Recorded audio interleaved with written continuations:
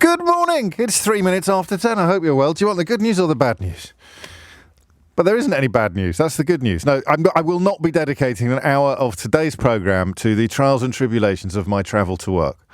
Everything is tickety-boo, back to normal, and running like clockwork, as much as one can expect in the circumstances. So apologies if you are expecting an update on yesterday's adventures. Everything is normal. And possibly because the news is not, or we are not groaning under the weight of breaking news, the new year is getting to a slowish start. I appreciate the attention on the continuing bombardment in Gaza. I don't know if you've seen the story of the Al Jazeera journalist who's now lost 3 children, 3 of his own sons, and continues to do his best to report on what is happening there. So when I say to you that the news agenda is a bit slow, don't bombard me with messages reminding me of what is going on elsewhere in the world. I know about that, and we will return to that territory, but we can't cover it every day for obvious reasons. And front pages still. There's 2 things. Does this? Are you okay? Are you up for this? I sort of feel that we're having a pre-show meeting together. The Prince Andrew story. The Andrew Windsor story dominates some of the front pages. Fresh embarrassment after claims he was involved in a sex tape resurfaced in American court papers. Other public figures caught in the same crosshairs include Bill Clinton and Sir Richard Branson, all of whom, of course, completely deny any inappropriate behaviour. But the release of these papers, and indeed on this occasion some photographs, it's not going anywhere. The Times probably distills down the 2 stories of the day. And when I say this is a bit like a pre-show production meeting, what I mean is the stories that are dominating the news are not necessarily the most fertile territory for our time together in the morning. I can't see a phone-in on Prince Andrew Windsor. Can you? I don't know what it would be. I mean, first of all, you can't libel the man. He denies all wrongdoing, albeit that he paid millions of dollars to one of his accusers. The sense that it's huge and doesn't get the attention it deserves is driven in my case, but my very personal case, in large part by continuing befuddlement at the abuse that Prince Harry and his wife receive when his uncle is caught up in a story like this. It is absolutely extraordinary. Meghan Markle's fondness for avocados saw her blamed for world famine, whereas Andrew's involvement with a convicted paedophile and sex trafficker, and that's not deniable. Involvement is a nuanced word. Doesn't seem to excite the same levels of scandal among royal correspondents in this country, never mind the great British public. And speaking of the great British public, what's going on with this post office story? Did a cracking job yesterday. So some front pages for you. Fast appeals for wrongly convicted postmasters in the Times. Scramble to clear victims of post office scandal in the Guardian. Fujitsu may be forced to foot bill for post office scandal in the Telegraph. Shameless as national revulsion over post office scandal mounts. Former boss still clings to her CBE. And Lib Dem leader refuses to step aside. Daily Mail calling for Ed Davey to step aside. He certainly has questions to answer, although odd that any news coverage of this would focus on politicians other than the ones who've been in power for the last 14 years. And I don't know, and pledge to clear names of post office victims at last is on the front of the Mirror. I don't know quite what is happening here. And I wonder if you fancy trying to help me work it out. As we touched on yesterday, Private Eye, Computer Weekly and the BBC been chipping away at this story for almost 20 years. A journalist called Nick Wallace, almost single-handedly, he's written a book about it called The Great Post Office Scandal. To be fair to the Daily Mail, it was serialised in those pages 3 years ago. But it did not ignite the public interest. It simply didn't catch our imagination. I'm speaking now as a member of the public rather than a member of the media. I know that a drama can reach places that a news bulletin cannot. I know it can refresh the parts that a news bulletin simply cannot. But this is now moving into uncharted territory, I would argue.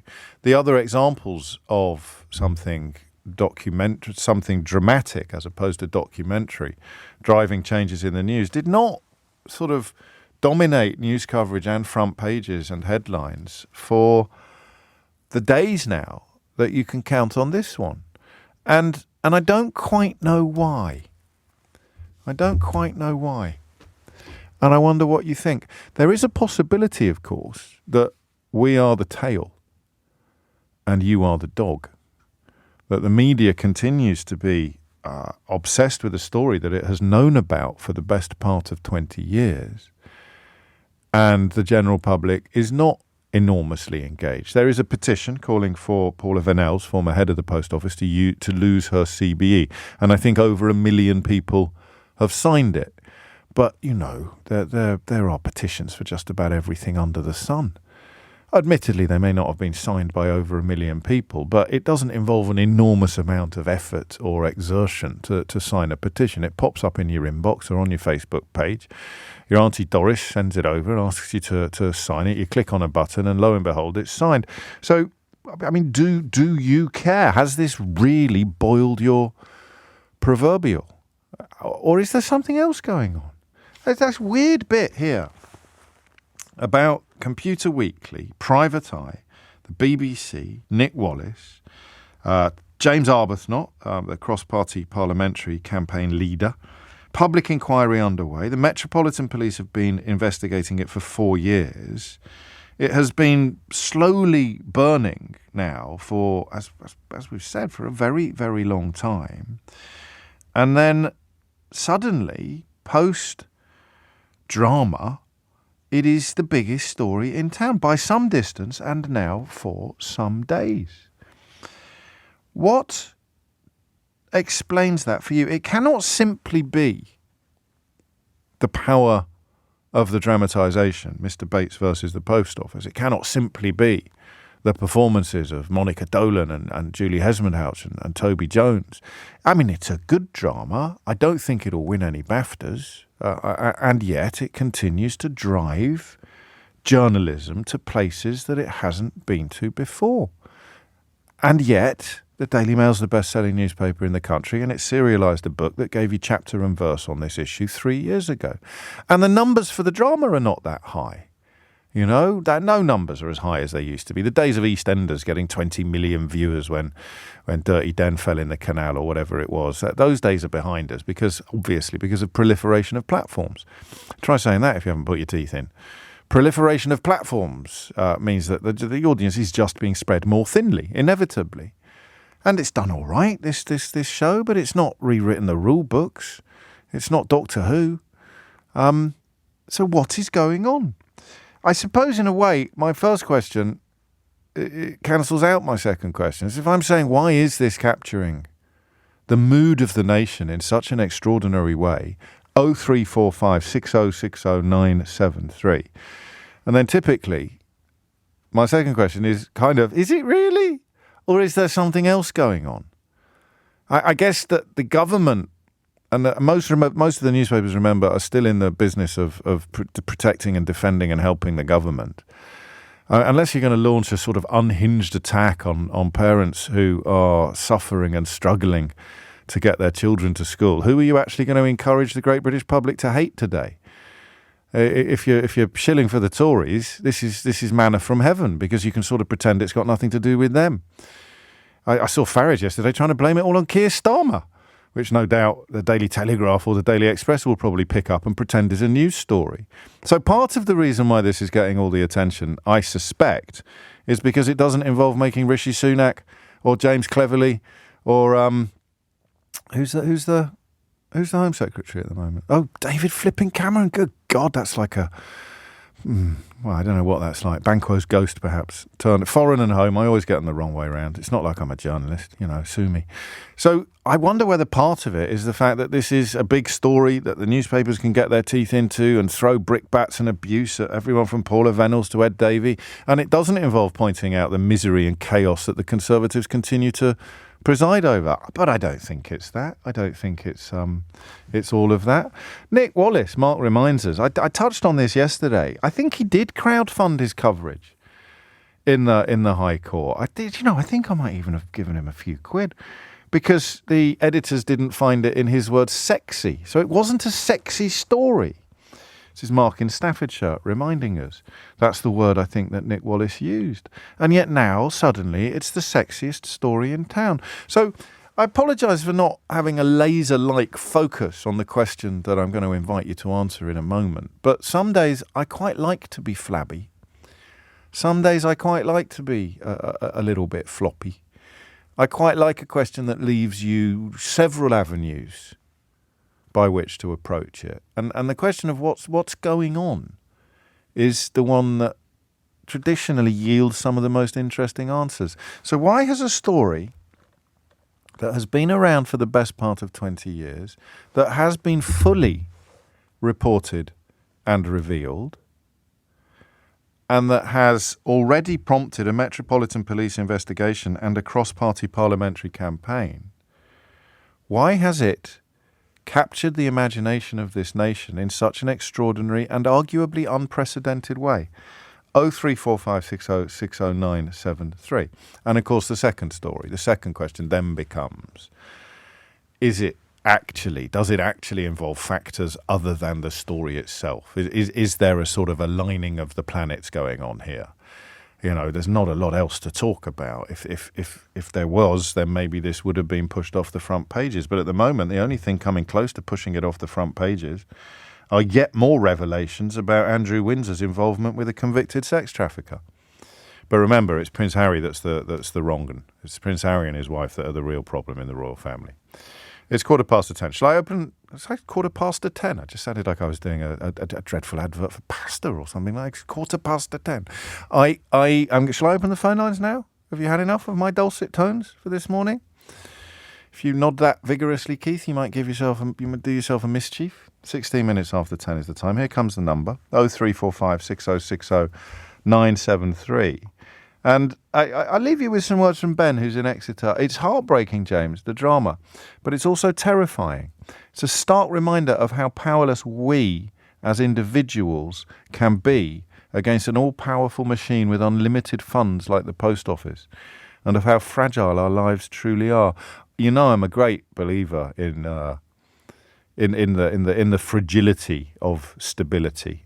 One of the great illusions of civilization is that it's permanent. Just have a look at what Donald Trump did on January the 6th and where he sits now on electoral polls in America. The idea that stability will always be protected by self-interest is clearly not true. Wherever you go in the world or wherever you look in history, you're a hair's breadth away from chaos. And maybe that's it. On a personal level, it feels like an anxiety dream. But it's not your anxiety dream, so why are you so bothered by it? 10:19 is the time. Not for the first time, I turn to the secret barrister to give you a little insight into how Britain works, or indeed how they broke Britain. Although the secret barrister's last book, Stories of the Law and How It's Broken, rather preempted the title of mine. It was in 2014 that the Conservative government changed the law to make it all but impossible for people wrongly convicted and imprisoned to claim compensation. It was Chris Grayling and Theresa May who led the charge to deprive wrongly convicted people of compensation, changing the rules so that those people had to effectively prove their innocence, which is, of course, an almost impossible standard to meet. And not for the first time, I heartily recommend the Secret Barrister's book on this subject, and I'll retweet the top of the thread explaining it, because I don't think that got covered in the drama, and you're unlikely to see that being picked up in the Daily Telegraph or elsewhere in the right-wing media. The fact that it was the Ministry of Justice presided over by Chris Grayling and subsequently endorsed by Theresa May, who essentially made it impossible for the kind of wrongly convicted people caught up in the post office scandal to secure the levels of compensation that they so clearly deserve. In 2021, how much money do you think was paid out to miscarriages of justice in total? I'll tell you in a minute, but in the meantime, have a guess. Text me. How many miscarriages of justice? Given that in the post office scandal alone, 700 people were locked up. How many overall, including any miscarriage of justice whatsoever in the country, how many people do you think were paid compensation as a consequence of being victims of miscarriages of justice in 2021? I'll tell you in a minute. First, though, Pat's in Bristol to address the question of why this and why now, Pat. Hello, good morning, James. Hello. First time talking to you. Absolutely great. What a privilege for me. Thank you so much. I just think it's come at the darkest time of the year. It's miserable. It's January. Christmas is over. Yes, well and spotted. A huge piece of truth has come out to the general public, which has totally reinforced the feeling that the government doesn't care about the little people. And this is government in capital letters. It doesn't matter who it is or who's in power. This is yet more proof. Well, it seems to have gone on for such a long time. Yes. I hate to think that the government that was previous to this had fingers in the pie. Maybe they were busy elsewhere, but the one that we've had since 2010 seems to have really doubled down on, to use your phrase, double down. I didn't know that one until you said it. Really? Yeah. Where have you been on? We're flipping heck. It's not exactly a new one. Double we down. We don't say things like that down here in Bristol. Do you not? Okay. No. But anyway, we kind of... I felt the absolute pain and horror of the woman who sat there watching the amount of shortfall doubling before her very eyes. Yes. And to think that, this was sanctioned by the government that's supposed to look after the little people. We need to be careful. One of the interesting and curious things about the post office, and I wonder if you can guess two other institutions that have a sort of constitutional right to bring their own prosecutions. RSPCA is one of them. Wow, you're good. And? Well, that's because I did 30 years in the police, so, I do know. All right. Well, you could have told me that. So you're 30 years in the police. You've never heard the phrase double down before. Well, it's not general parlance. We more like grub What breaks about when and Fingers dinner. McKee, you dragged Fingers McKee in for safe cracking and he gave you a completely dodgy alibi and then he insisted that it was true and you didn't say, you're doubling down on that nonsense, you're nicked. Nah, all right. That's drama. That's drama. All right, for the win, what's the other one? What's the other institution that can bring private prosecutions? Controversially. Can't remember now. Come on, try harder, Pat, you can do it. I'll give you a clue. It's strangely relevant to what we're talking about now. Inland Revenue. Pardon? Inland Revenue. I don't know. It's not. I mean, I don't know. I don't think they can, but that's not the one I'm thinking of. Last chance. It's strangely relevant to what you just described to me a moment ago. What were you? I pass. What were you watching? It's too early for what me. Were you watching? I'm retired now. What were you watching the drama on? ITV. And what was ITV? Oh, the television licenses. You see, look at that. That's why you're not allowed to confer on University Challenge, Pat. Gets too easy. Strange, because the TV licence record office was in Bristol. Right, there's no excuse at all for you needing so much help to get to that particular conclusion. But it's true. So I'm not entirely. You know me, Pat. I'm not exactly backwards in coming forwards when it comes to giving this shower of so-called politicians the kickings and the criticisms they so richly deserve. But I don't know that the government actually is on the hook for this one, which makes the question of why it's captured the public imagination in quite such a spectacular way all the more interesting. And you have to presume that it has excited or piqued the interest of people who haven't watched the drama because the numbers don't tally otherwise. What is it about this story and the fact that it's been around for the best part of 20 years that explains this sort of New Year eruption that we're currently still in the middle of? 10:25 is the time. Chris is in Salford. Chris, what would you like to say? Good morning, James. Hello. Thanks for having me on. You're very welcome. Really interesting, this story, and I find it really emotional, actually. I got quite emotional about it watching it on telly, because I have actually followed this story for some time. Right. I'm no specialist on any of this stuff. But my take on it, rightly or wrongly, is there's a sense of helplessness in the nation at the moment about what's happening. The system's failing, there's inequality, there's inequity, and we can't do anything about it. The legal system isn't working properly, and we can't make a difference. And I think one of the things that I've done, I've signed all the petitions that came out for this and followed it and hope that they get some kind of justice. And then when the TV programme came on, I think it humanised it, first of all, which I think is the thing you mentioned yesterday. But I think we see something of a chance here to get justice for people that is almost a way of us jumping on it in a way of exercising our own sense of injustice. That's so really it may interesting. be personal to these people. Yeah. So I'll give you a little example of Please. mine.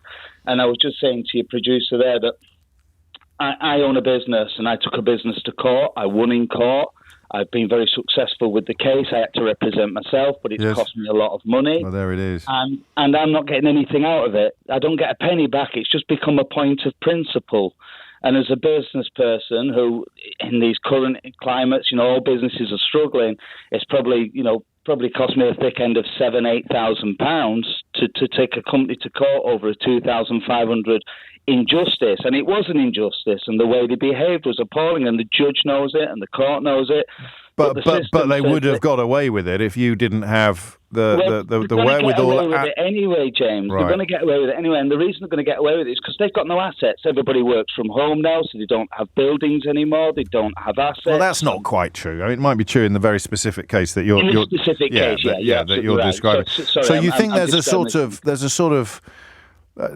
an osmosis of grievance going on here, and we see these people and beautifully portrayed and perfectly told as the story is. Yeah. It's a there but for the grace of God kind of scenario.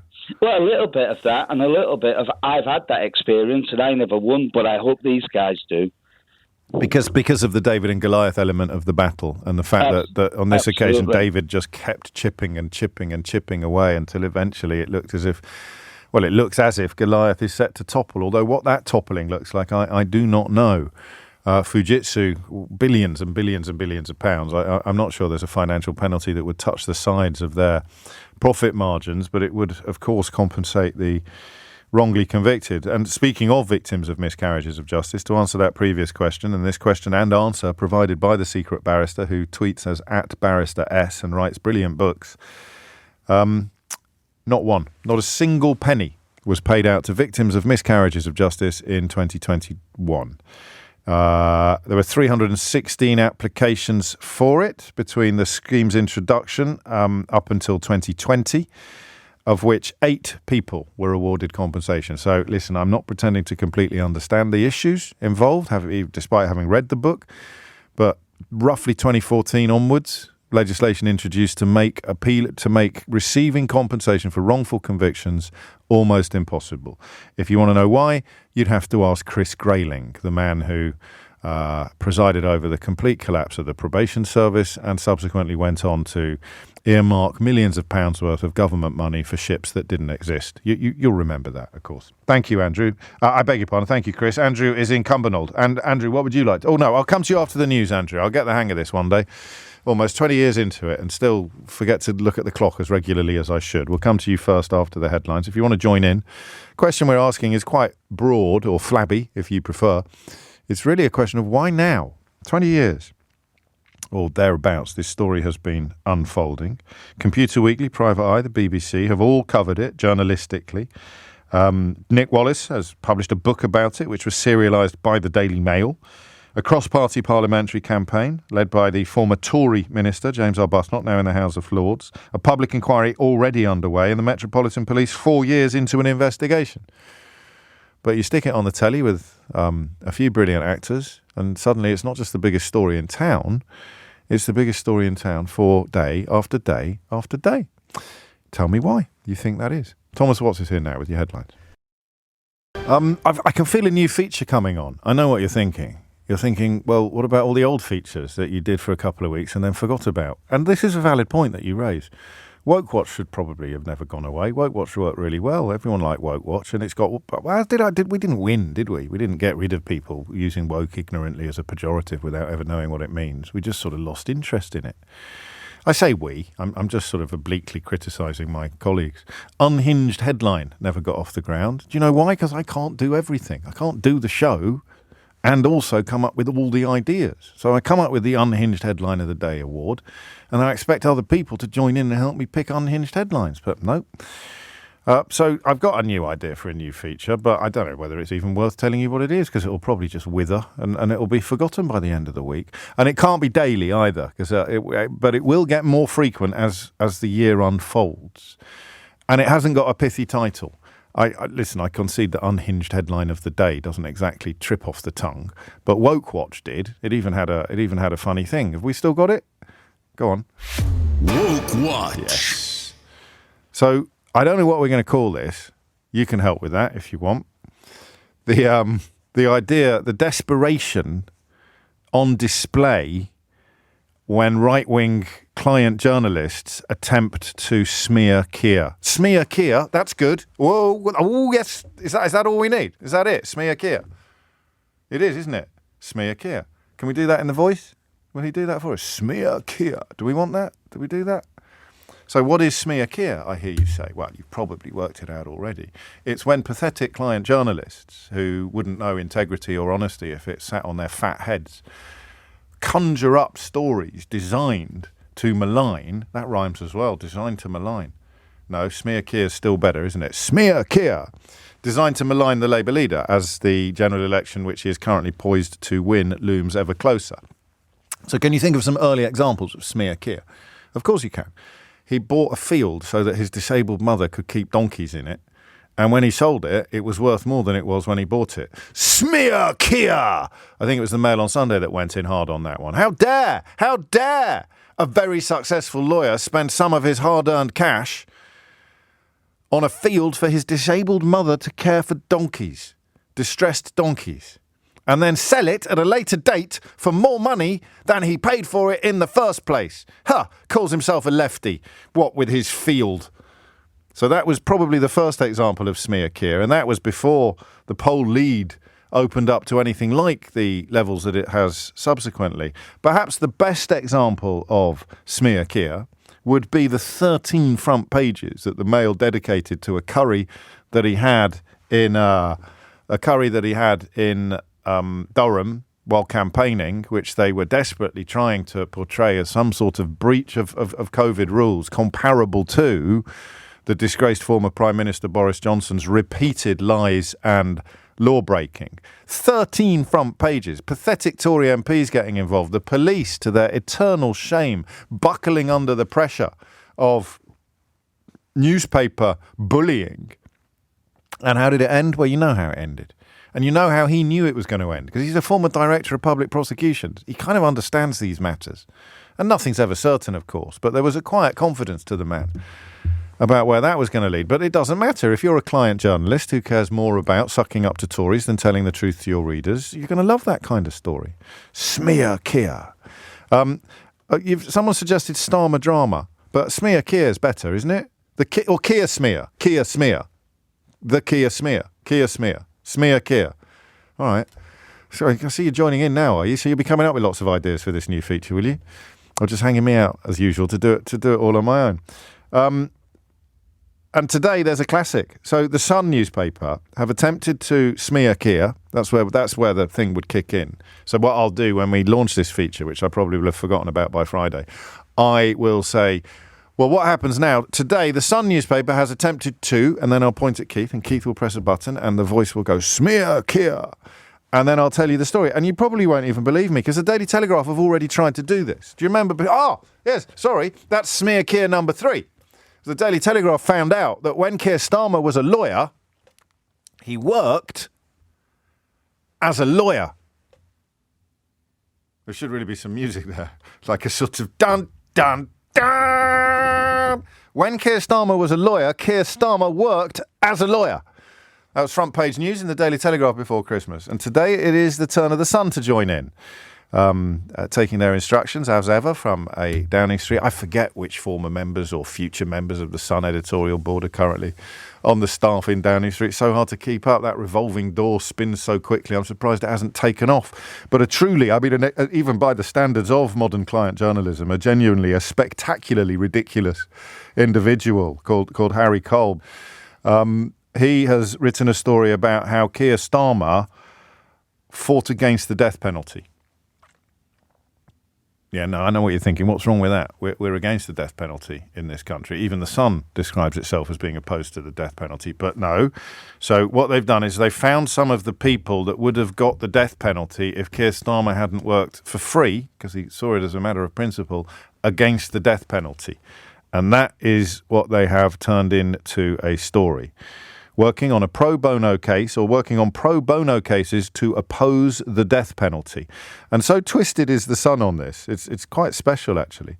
So twisted is the Sun on this that they don't realise how stupid they make themselves look. Because they run an op-ed that says, Keir Starmer boasts he stood up for the most vulnerable as a human rights lawyer, except one of those supposedly desperate souls buried his toddler stepson alive. It's a horrible story, but that is what happens when you oppose the death penalty. People who've done disgusting things don't get killed by the state.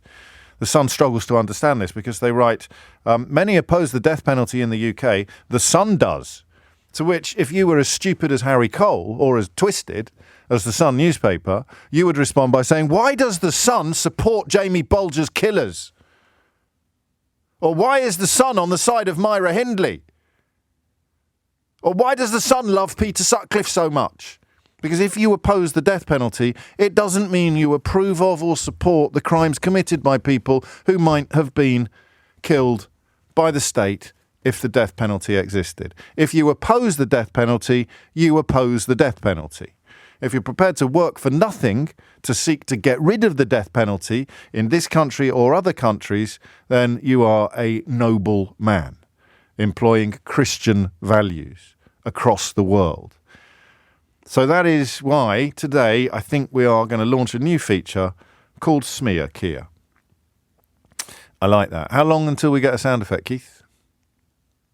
What do you mean don't shrug at me? I just literally said I can't do everything myself. I'm not going to make my own jingles.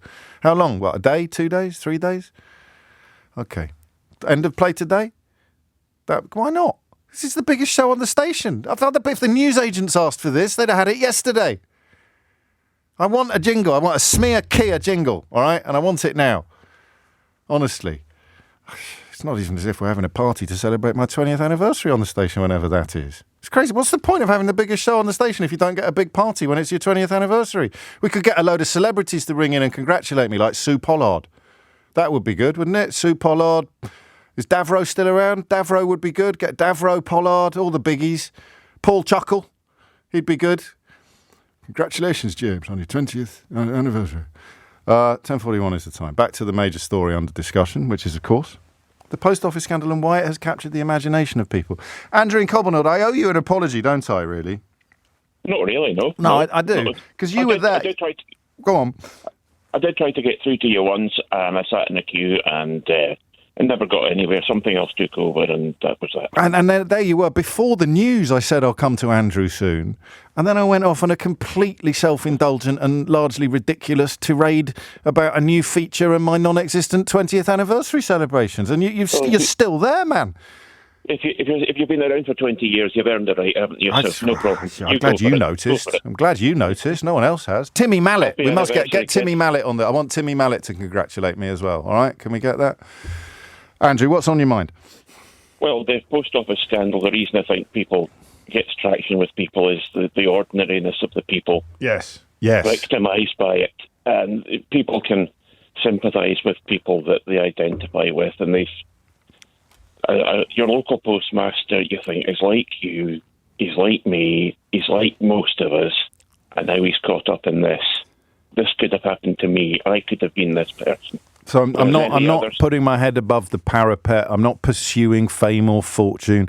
I'm not trying to get rich. I mean, the way that Gabby Hinsliff, in a rather splendid piece in The Guardian today, describes Alan Bates as ploughing his savings into a rural Welsh post office, hoping for a quiet life. That perfectly encapsulates what you're saying, really, doesn't it?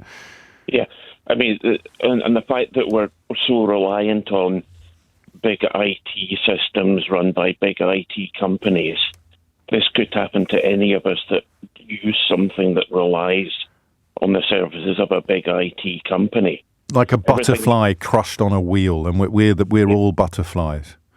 Yeah, I mean, your Oyster card runs, I presume, on an IT system provided by a big IT company. It does when I remember to take it with me in the morning. Yeah, quite. So if you find that the IT behind that, it's kind of scary, isn't it? Yeah, you're right. It's got a dystopian flavour to it. The police say, we know that you were at the scene of the crime because we've got the technology to prove it, and you know that you weren't. It's a sort of, it's another example of it's a computer says no story, isn't it? Yeah, and supposing you get home tonight and there's a letter from TfL saying, our system says that you now owe us 10,000 quid because it's glitched, and our system says that you owe us this money. just because. And you know you don't, and you're on the hook for it, and the next thing you know, you're having your collar felt, and you're facing jail. I mean, that's it, isn't it?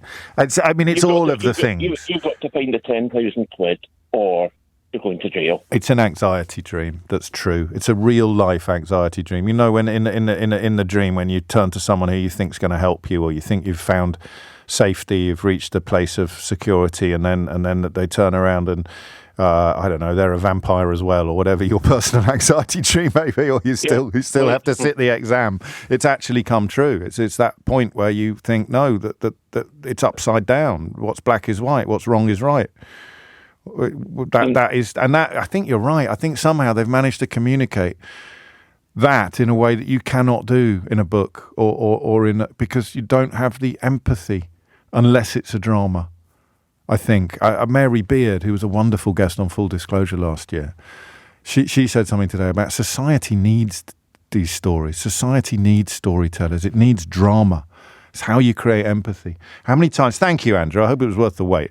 How many times have I said to you, fascists hate drama. They hate fiction. They hate stories. They hate actors. They hate lovies. They hate showbiz. Do you know why? Because stories create empathy. Stories let you imagine what it's like to be somebody else. So, I don't know who's getting a kicking today from the sort of lazy bones brigade. Are we going after people in small boats? We're going after parents of children who are not going to school. How are we going to give them a kicking? Well, whatever you do, don't spend any time whatsoever imagining what it might be like to be in their shoes. Just make, sweeping statements about how rotten they are, and then invite lots of other people to attack them. But a drama about a child being bullied or a child having a terrible time at school, a drama that speaks to the statistics regarding mental health or self-harm or even worse, that is pretty much an epidemic among our young people, a drama that tells that story well will reach places that a million newspaper articles simply can't. And that, I think, is what's happened with the post offices. 10:47 is the time. There's another smear Kier in already, one that I've missed from my list. Oh, that could be a jingle as well. I've missed from my list. So I might start keeping a smear Kier list. So the more complicated my new feature idea becomes, the more certain it is that it will have been abandoned and forgotten about by the end of the week. But this could be the exception. This could be my New Year's resolution, my first New Year's resolution. We're launching a new feature, and we're jolly well going to stay with it. 10:51 is the time. You're listening to James O'Brien on LBC. Don't let me go home today without reminding you of another example of the smear Kier campaign being undertaken by client journalists, terrified for reasons they wouldn't be able to explain to you of a Labour government. Well, I suppose one of the reasons why they're terrified is that they're less likely to get jobs as Director of Communications in a Labour government, or to sort of slide effortlessly into and out of Downing Street. Whether or not there will be a left-wing equivalent of that, we'll have to wait and see. But why has the Post Office scandal, the Horizon scandal, reached parts that 20 years, give or take, of journalism, that the mighty Ian Hislop, who you just heard speaking to Andrew Marr last week, that the BBC, with all of its enormous platform, that an author serialised in the Daily Mail, none of them could reach the parts that the last week has seen reached. Why? Is it something to do with the now? It can't just be the drama, the Jimmy McGovern treatment, as one of my correspondents has just called it. It was Jimmy McGovern's Hillsborough drama, which was seen as very much revivifying that urgent cause. But this is a little different. This seems to have captured the public imagination in a way that the Hillsborough families, tragically, for much of that period of time, could only dream of. And the stakes are so much lower. Albeit still high, they are considerably lower than what the Hillsborough families went through. Most of the Hillsborough families went through.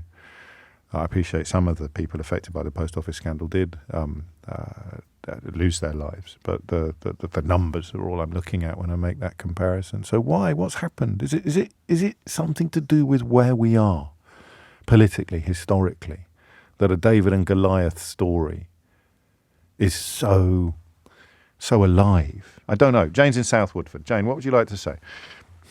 Hi. Hello. Hello. I mean, a couple of your last callers have touched on this. Go on. But I think, the reason that it's captured the nation is because it's encapsulated the whole story. I mean, I've always had my eye on that story over the last 20 years, but it's something that's always been bubbling, and you just think, oh God, this is awful. Yeah. And then the drama came on, and I thought, oh, I'll give it a go. I'm not really keen on biopics and docudramas, but I'll watch it. And the thing about what it did, it humanised these individuals, these little people, these people that were just completely battered by a massive organisation. Yeah. And I think the rule of drama. I am a producer who works in drama and comedy, creative producer. So, I mean, the rule of drama in script is investment in the characters. And what that drama did, what the writer did, was invested in these few characters, showed the horrificness of what was going on. And then at that midpoint, they had that Village Hall moment, and hundreds of people started to turn up, and then more and more and more people. So it's very well paced and very well, the drama built really well.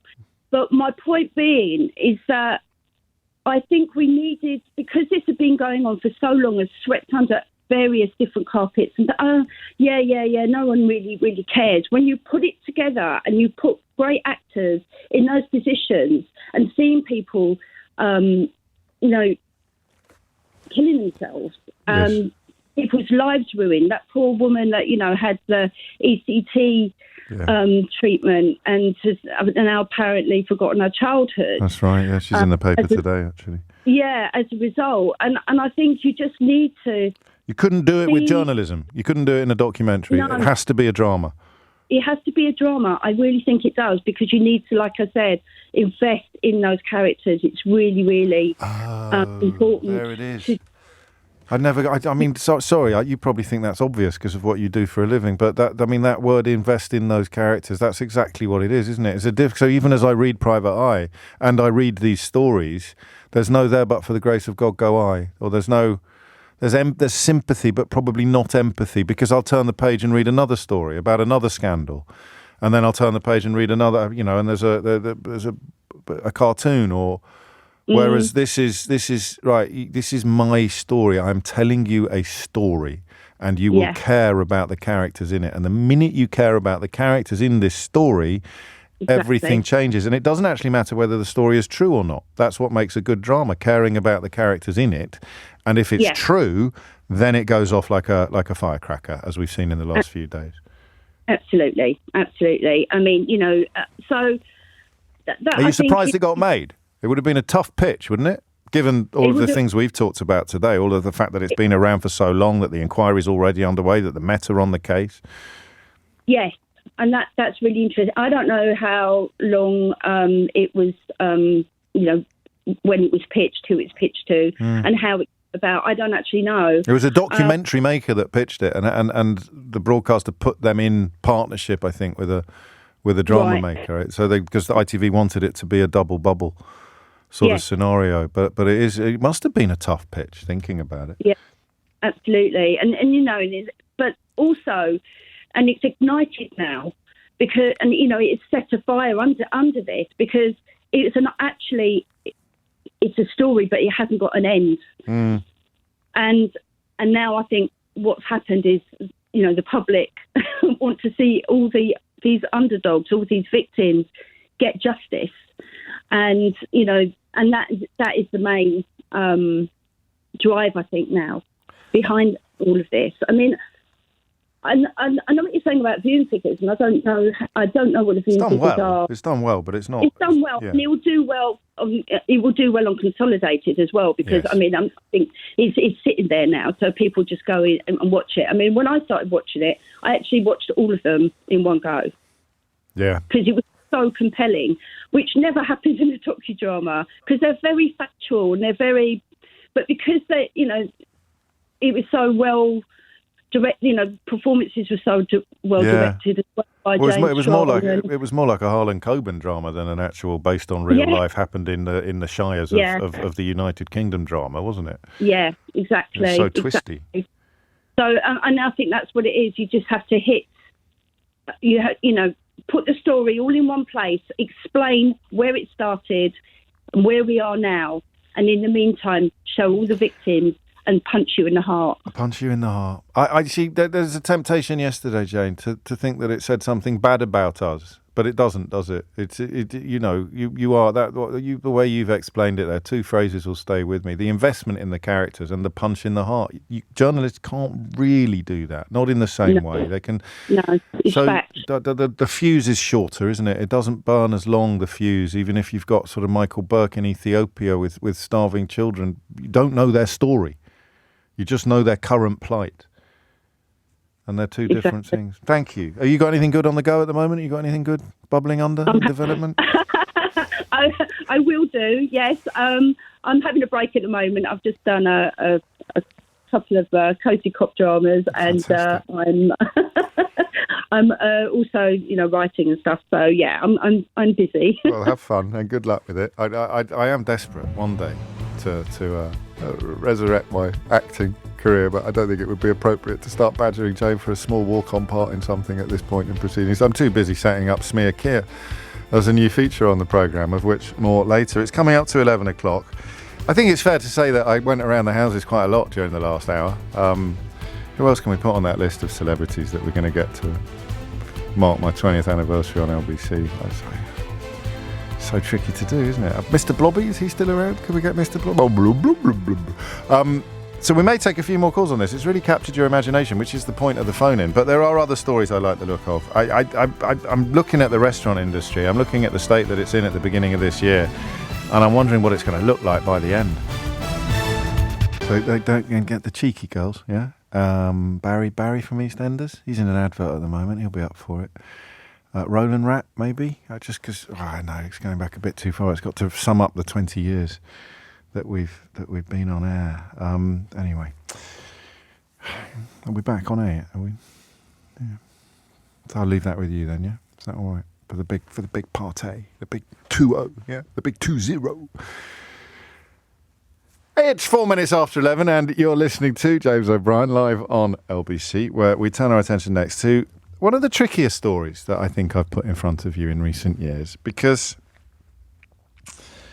I can't quite imagine what this is like, and I know what one bit of it is like. I have a taste of what one bit of it is like, but it didn't. It ended well, if you see what I mean. The number of live births in England and Wales last year was the lowest since 2002. The story has gained traction. These figures are from late last year. The story has gained traction because of similar situations in Italy, actually. And both the Italian Prime Minister, who is from a fascistic party, and therefore Rishi Sunak spent some time at the end of last year cozying up to her. And the Pope even, I think, has got involved on this. They're worried about the Italian birth rate. Now, the birth rate in England and Wales is also troubling. Jonathan Portes, one of the finest jewels in the firmament of British academia. Jonathan Portes, a professor of economics and public policy at King's College London, has calculated the total fertility rate to be about 1.5 children per woman, which would make it the lowest since records began in 1939. That is significant for a number of reasons. You don't need me to talk to you about demographic challenges. The two worst things that could happen stop sending me the names of comical celebrities, all right? Well, all right, don't stop, it's funny. Zig and Zag, are they still around?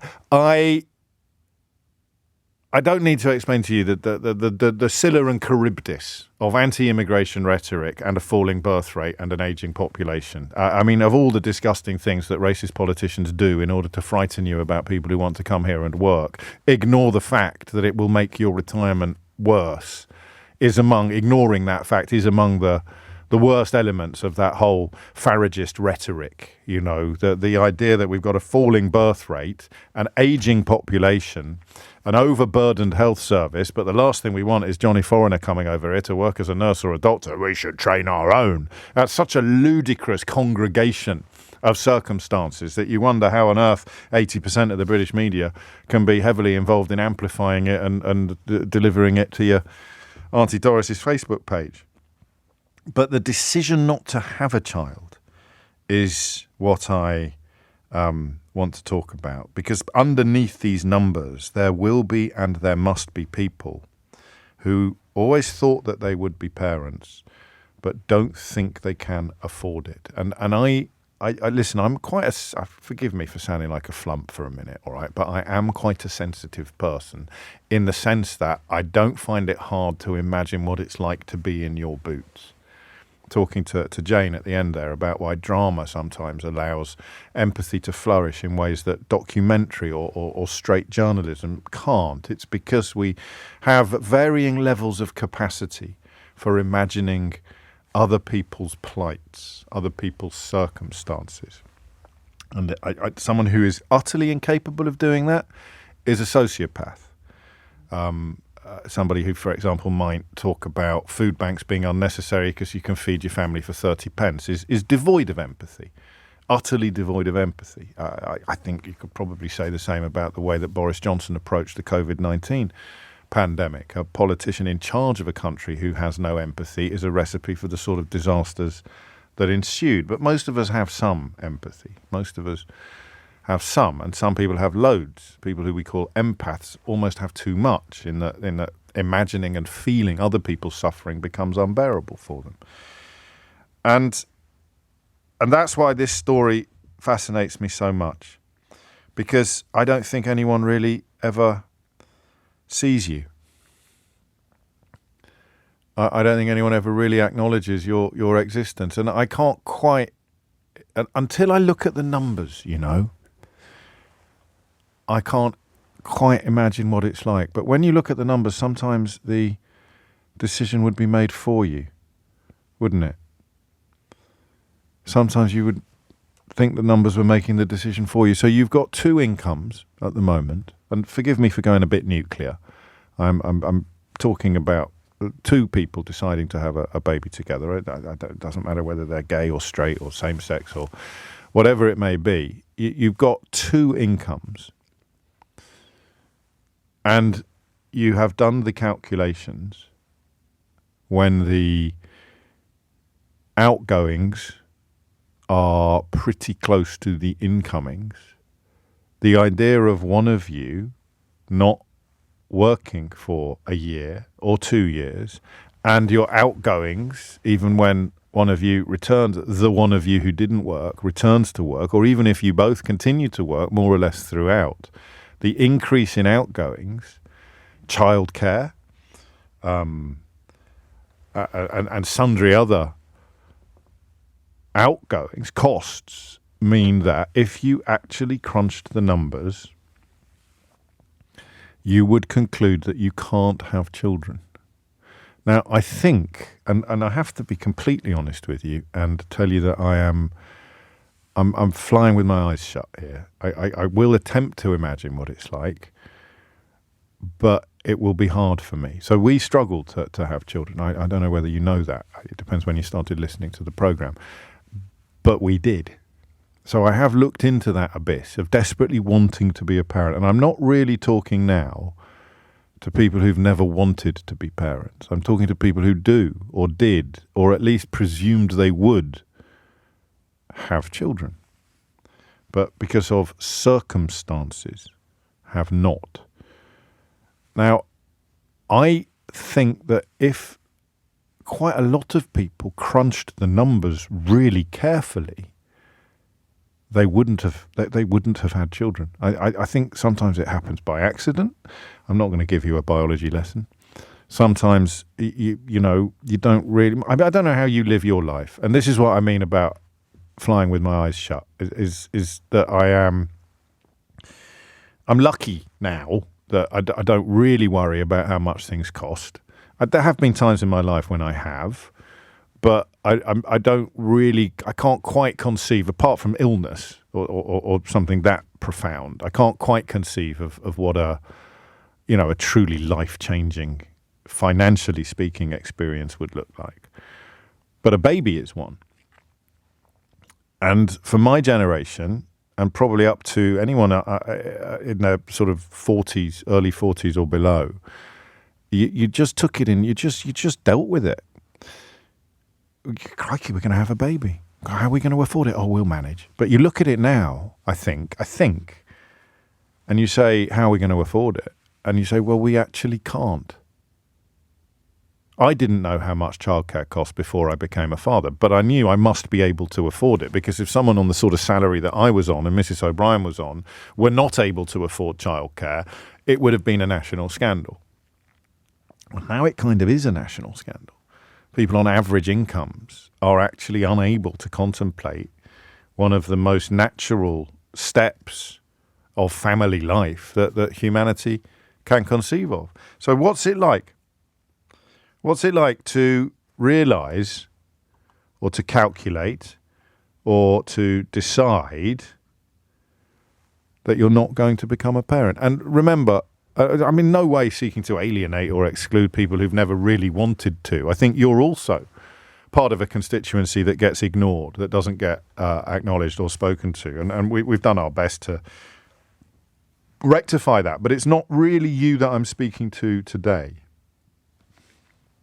I'm speaking to people who almost can't quite believe that you have made or are making or are likely to make this decision. I just want to know what it's like. And I want to know the numbers as well.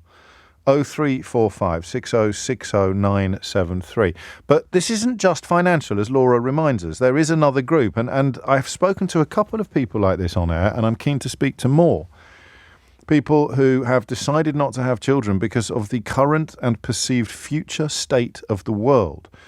A couple of you have reminded me that people like Bill Gates have warned about population growth, warned about birth rates. The survival of civilization, of humanity, demands that the countries where infant deaths were endemic reduce their birth rates, because the birth rate is still tied to the number of infants that would historically die. But more and more are surviving, thank God. But it means that the population is exploding. So when I say to you, why are you not, and it's not having any children, it might be that you're only having one. You thought you'd have three, but you can only afford one. The experience of having one has made you realise you can't afford two. You can't afford another. So it's in a way, this is a phone-in about the children that you're never going to have, and what that feels like. And if it's because of the climate change, if it's because of demographic considerations, environmental considerations, I kind of take my hat off to you on the one hand, while on the other, I wonder if you were my friend, whether I'd be trying to persuade you to change your mind, because it is, at risk of sounding like some sort of Hallmark card, it is and it can be one of the most incredible things that you will ever do in your life. So why have you decided not to have brackets, more close brackets, children? Because you must have done, if these numbers are correct, and they are. We are well below the fertility rate in France, Denmark, and Sweden. Oddly, we're above Germany. I don't know why. These things are interesting, aren't they? Most of Southern and Eastern Europe as well. We are around the same level as Italy, even lower than us. What explains your decision? And crucially on this programme, we love it on this programme, is what does it feel like with that decision? Because I bet it's hard to talk about. I don't think it's hard to talk about. I bet you don't often get the opportunity to talk about it, especially not to your parent friends, to your friends who've had children. They might think you're a bit weird. I don't think you're weird. I think you're really interesting and possibly quite courageous. 0345 6060 973 is the number that you need. It's 11:16. 18 minutes after 11 is the time, and clearly I knew this would touch some nerves, and I'm conscious of that. You can trust me to handle it sensitively. I would call in, James, to talk, but I'll cry, and I'm at work, and I don't want to do that. And I mean, also the simple cost of renting Emma puts it characteristically well. I follow a lot of prepper/collapse forums or Reddits where the youth are discussing the state of the world from their perspectives. They're actively deciding not to have kids. It's a conscious decision that many are taking because they can't afford to rent their own one-bedroom places, let alone buy something more suitable for a settled family life. That's one of the problems with vulture capitalism. They want the churn of fresh workers, but refuse to provide the basic stability necessary to ensure births. They're ensuring their own and our own collapse. Crikey, I sort of even bigger ramifications than we've already touched on. And speaking of their own personal situation, they write, I couldn't in good conscience bring more than one child into this world, and I've made that decision medically permanent. So those capitalists would discard me now. Not quite Squid Games, but the whole world feels dystopic at the moment. The decline is neither a surprise nor a mystery. I hadn't thought of the politics of it. The people who are saying that there's no such thing as poverty, and if you can't afford to do that or do the other, then you need to move house or get another job. But it's there, isn't it? Is this an inevitable conclusion of what Emma calls vulture capitalism? Drive down wages as far as you can in order to keep more of the money for yourself, and then sit back and wonder why people aren't having children anymore. Thomas is in Braintree. Thomas, what would you like to say? Hello, James. Hello, First time caller. It's nice to speak to you. Welcome. I'm in my 30s, and me and my partner got married this year, or last year now even. Yes. And just before the pandemic hit, we were lucky enough with the low interest rate to be able to get a small flat for ourselves. Okay. Now, my partner had a child when she was 18, so I'm a stepfather, and he's now coming up to 13 years old, and it's a wonderful experience to have been in his life. But we're at the point where I'm lucky enough that, that I have a good job.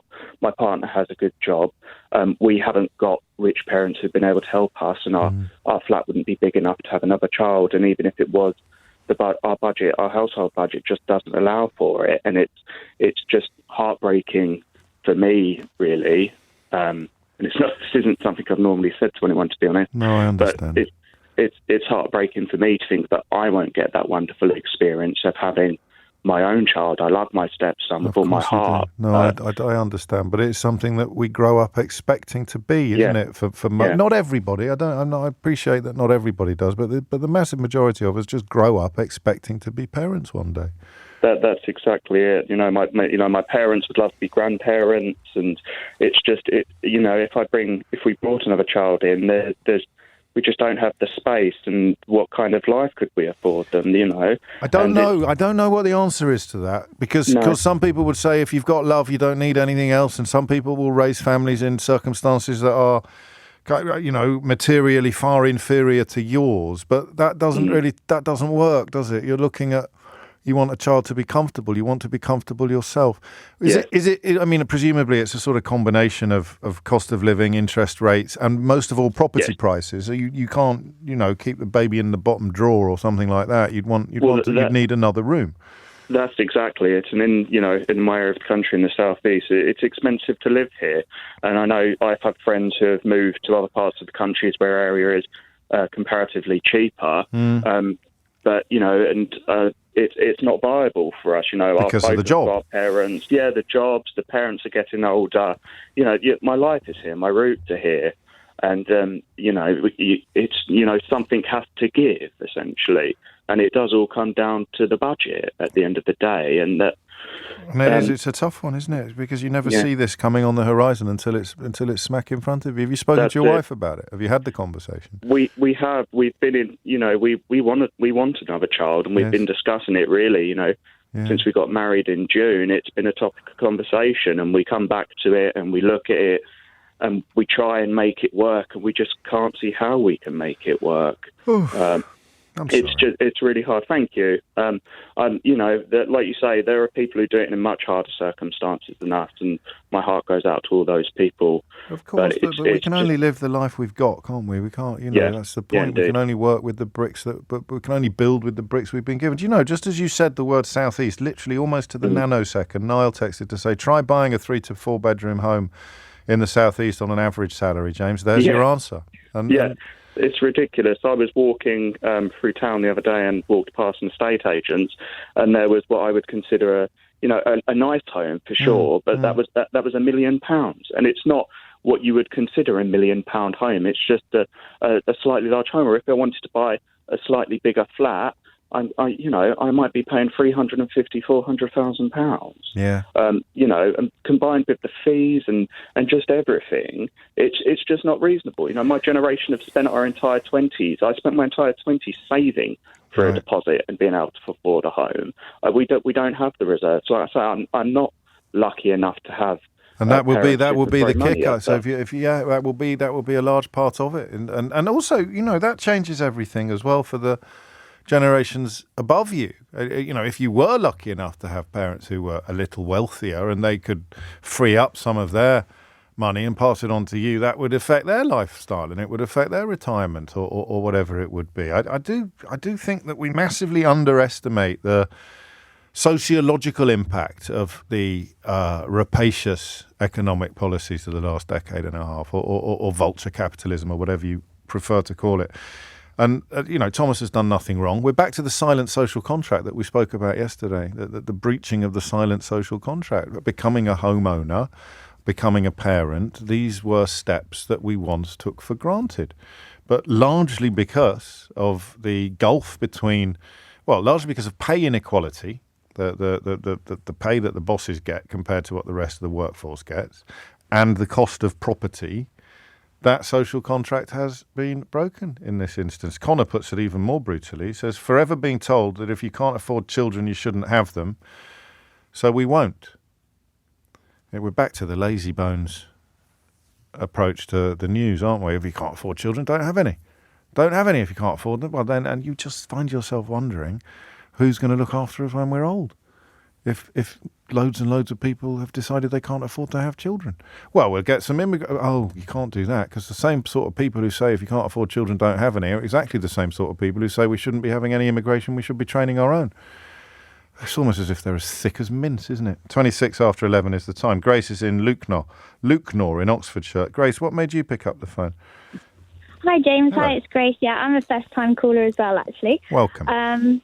Thank you. And I think it was like what you said about when you decide to have a child, you do the budgeting and you sit down, and we did all of that, and we did the spreadsheet, and we bought the house and done all the things, because we were on what I like to think actually a loss money. I think we're on more than the average person. We have a joint income of 160,000. We're both on £80,000 jobs.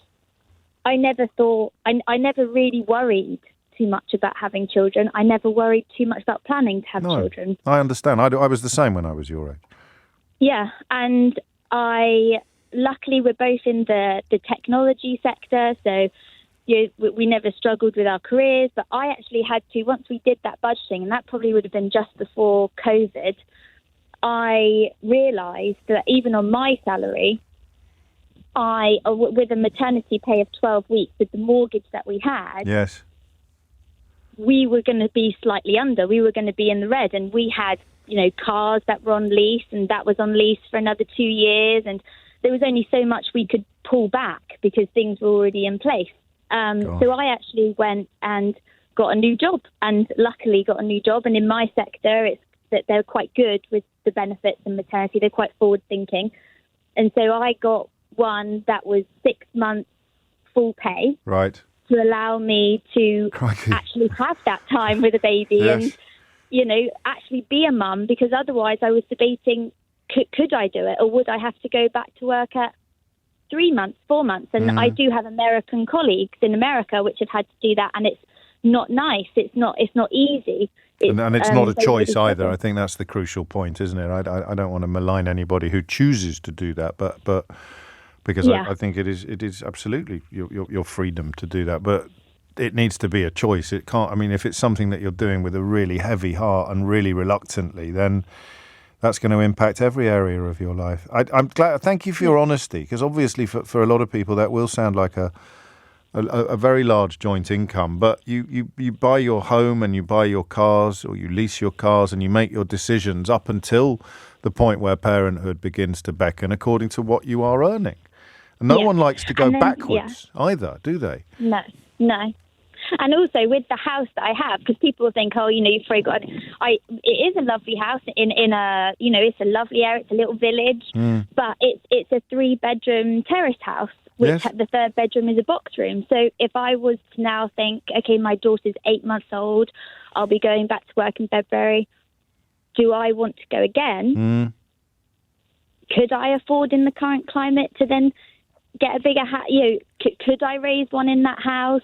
To have another. So we can afford this one, but can we afford another one? It's not a question about never being a parent, but not having as many children as you might have expected. And then if you can afford another, maybe you wanted 3. Maybe when you got married and you do that thing that we all do where we paint our dreams together and we'll have 3 children and we'll do this and I think unless you're silly rich, unless you're silly wealthy, there are doors closing now. And just because some of your doors are open doesn't mean that other doors that you expected to be open at this stage in your life are not closing. That's the point. And that's why I'm particularly grateful to you, Grace, for ringing in, because I didn't want this phone-in to be exclusively about people who cannot have children because of the financial situation, because of the economic situation. It's about your relationship with parenting being changed by circumstance, by economics, or by principle. There are people who are expecting to be parents, but whose understanding of the climate crisis is so acute that they cannot, in all conscience, bring another mouth into this world. And I haven't spoken to anyone like that yet, but it's all part of the same story. We're looking at the number of live births in England and Wales being the lowest in 20 years, and the actual total fertility rate being the lowest since records began in 1939, and we are wondering why. And here are some of your answers. 11:31 is the time. Thomas Watts has your headlines. I take your point, David, and you phrase it quite nicely. So I don't really buy into the, when I were a lad, school of thought, because you work with the bricks that you're given. You can only build with the bricks that you're given. But we do have different expectations. David writes, makes me laugh, the expectations of people today. I was one of 4 children living in a 3-bedroom house. We shared bedrooms, including just a box room where we had a bunk bed. We didn't have holidays. You have to give things up to have children. I mean, not everybody does, of course, but I do take your point. There will be lots of people who are happy living in circumstances that some of the people who've decided they don't want to share. But one point you missed, David, I think, is the relationship between income and property prices. I mean, there is no getting away from it. I remember one of the real penny drop moments for me in this job, talking about property, was when I'd take calls from perfectly well-meaning people from what I think is called the boomer generation, who would express skepticism or misgivings about the difficulty or the impossibility of younger people getting on the housing ladder. And they'd say things like, well, we bought a house in 1964 for £3,000. And you just say, well, what was your income? And they'd say, well, about £1,000 a year or about 600. So you're paying 3 to 4 times your annual income for a home. Well, now you're paying 10 times. So just do the maths. It's a completely different proposition. And of course, if you're paying that kind of money for your home, it doesn't matter how many bunk beds or box rooms you've got, you can't afford to feed the children. Proliferation of food banks. It's weird because by many, many measures, we must be better off than we were, for example, in the 1960s or 70s. We must be. But then you've got things like food banks, which we didn't have then. I don't know what the answer to these questions is. Welfare cuts, maybe we're not better off. Maybe we're looking at the wrong averages, looking at the means instead of the medians or the medians instead of the means. I didn't do very well in my AO level statistics. I forgot. Never really knew what the difference was between all those different sorts of averages. But do you see what I mean? Maybe talk about being the 5th biggest economy in the world. That just means we've got some people with a ton of money. It doesn't actually mean that we've got the 5th healthiest economy in the world or the 5th fairest economy in the world. We've got the largest total amount of money in our economy, the 5th largest total amount of money in our economy. How it's divvied up may be less fair now than it was 30 years ago. But that decision not to have a child, whatever it is based on, just talk me through it. Amber's in Redbridge. Amber, what would you like to say? Yes, hello, hi.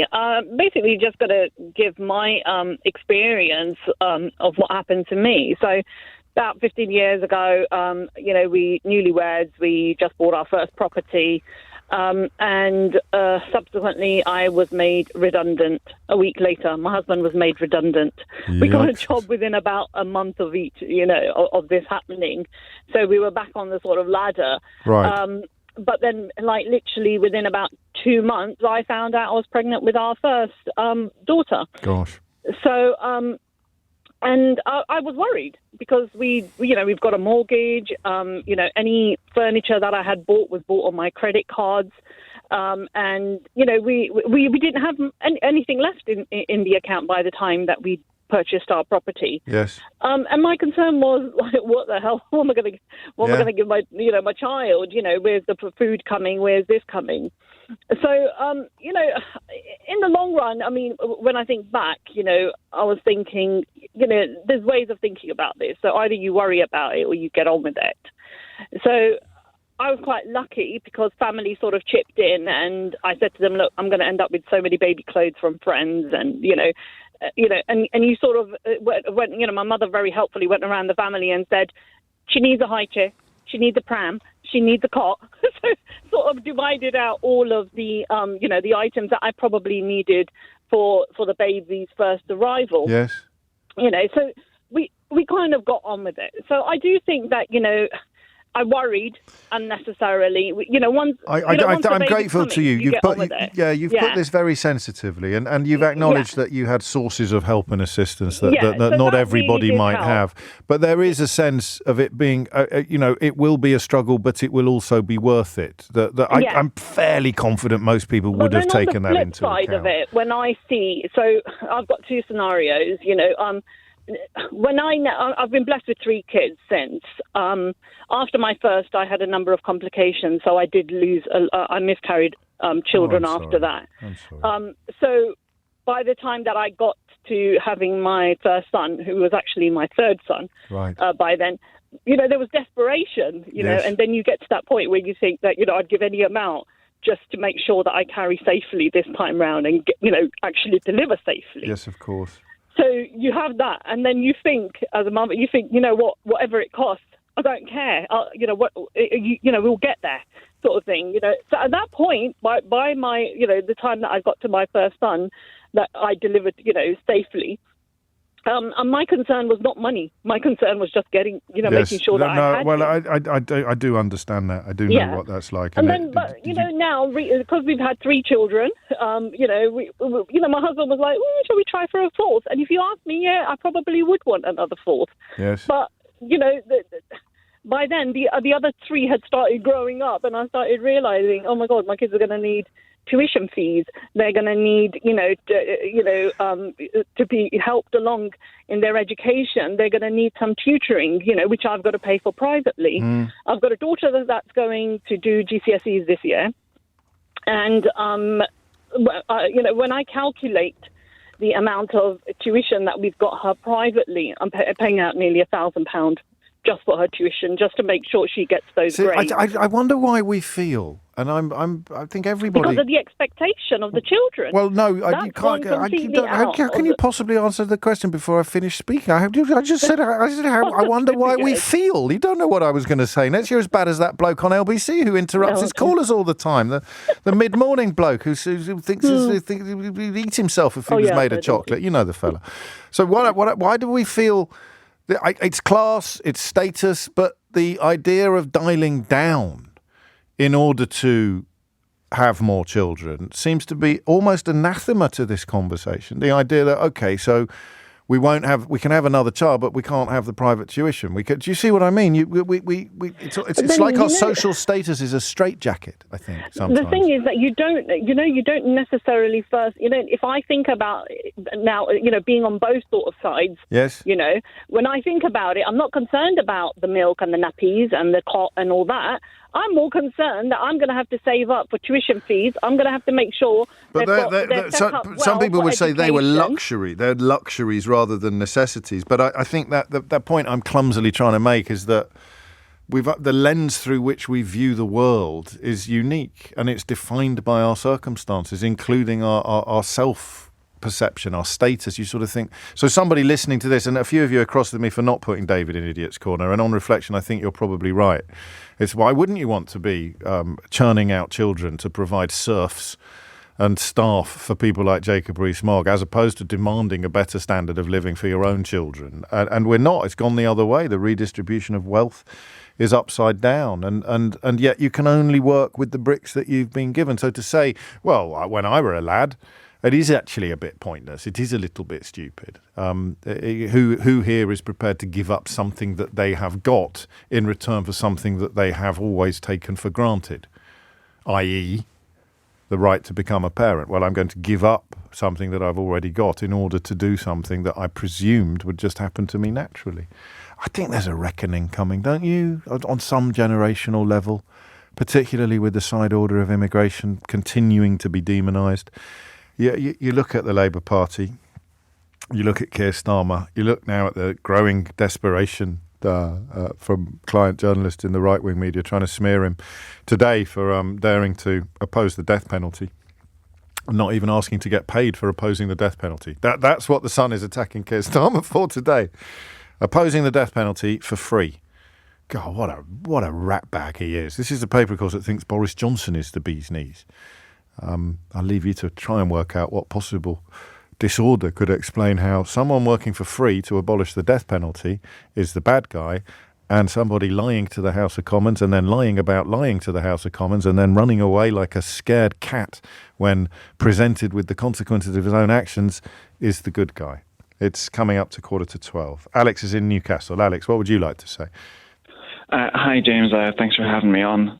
You said you wanted to speak to someone who didn't want to have kids because of the climate crisis. Well, no, I want to speak to someone. I don't know if this is you. We'll find out imminently. Yeah, I want to speak to someone who does want to have children in some sort of emotional, atavistic sense, but has decided because of the climate crisis that they can't, in all conscience, go ahead. Because I find that position fascinating. Yeah. Is that you? Yeah, that's or are me, you ambitious? But I mean, on a scale of 1 to 10, how strong is your paternal impulse?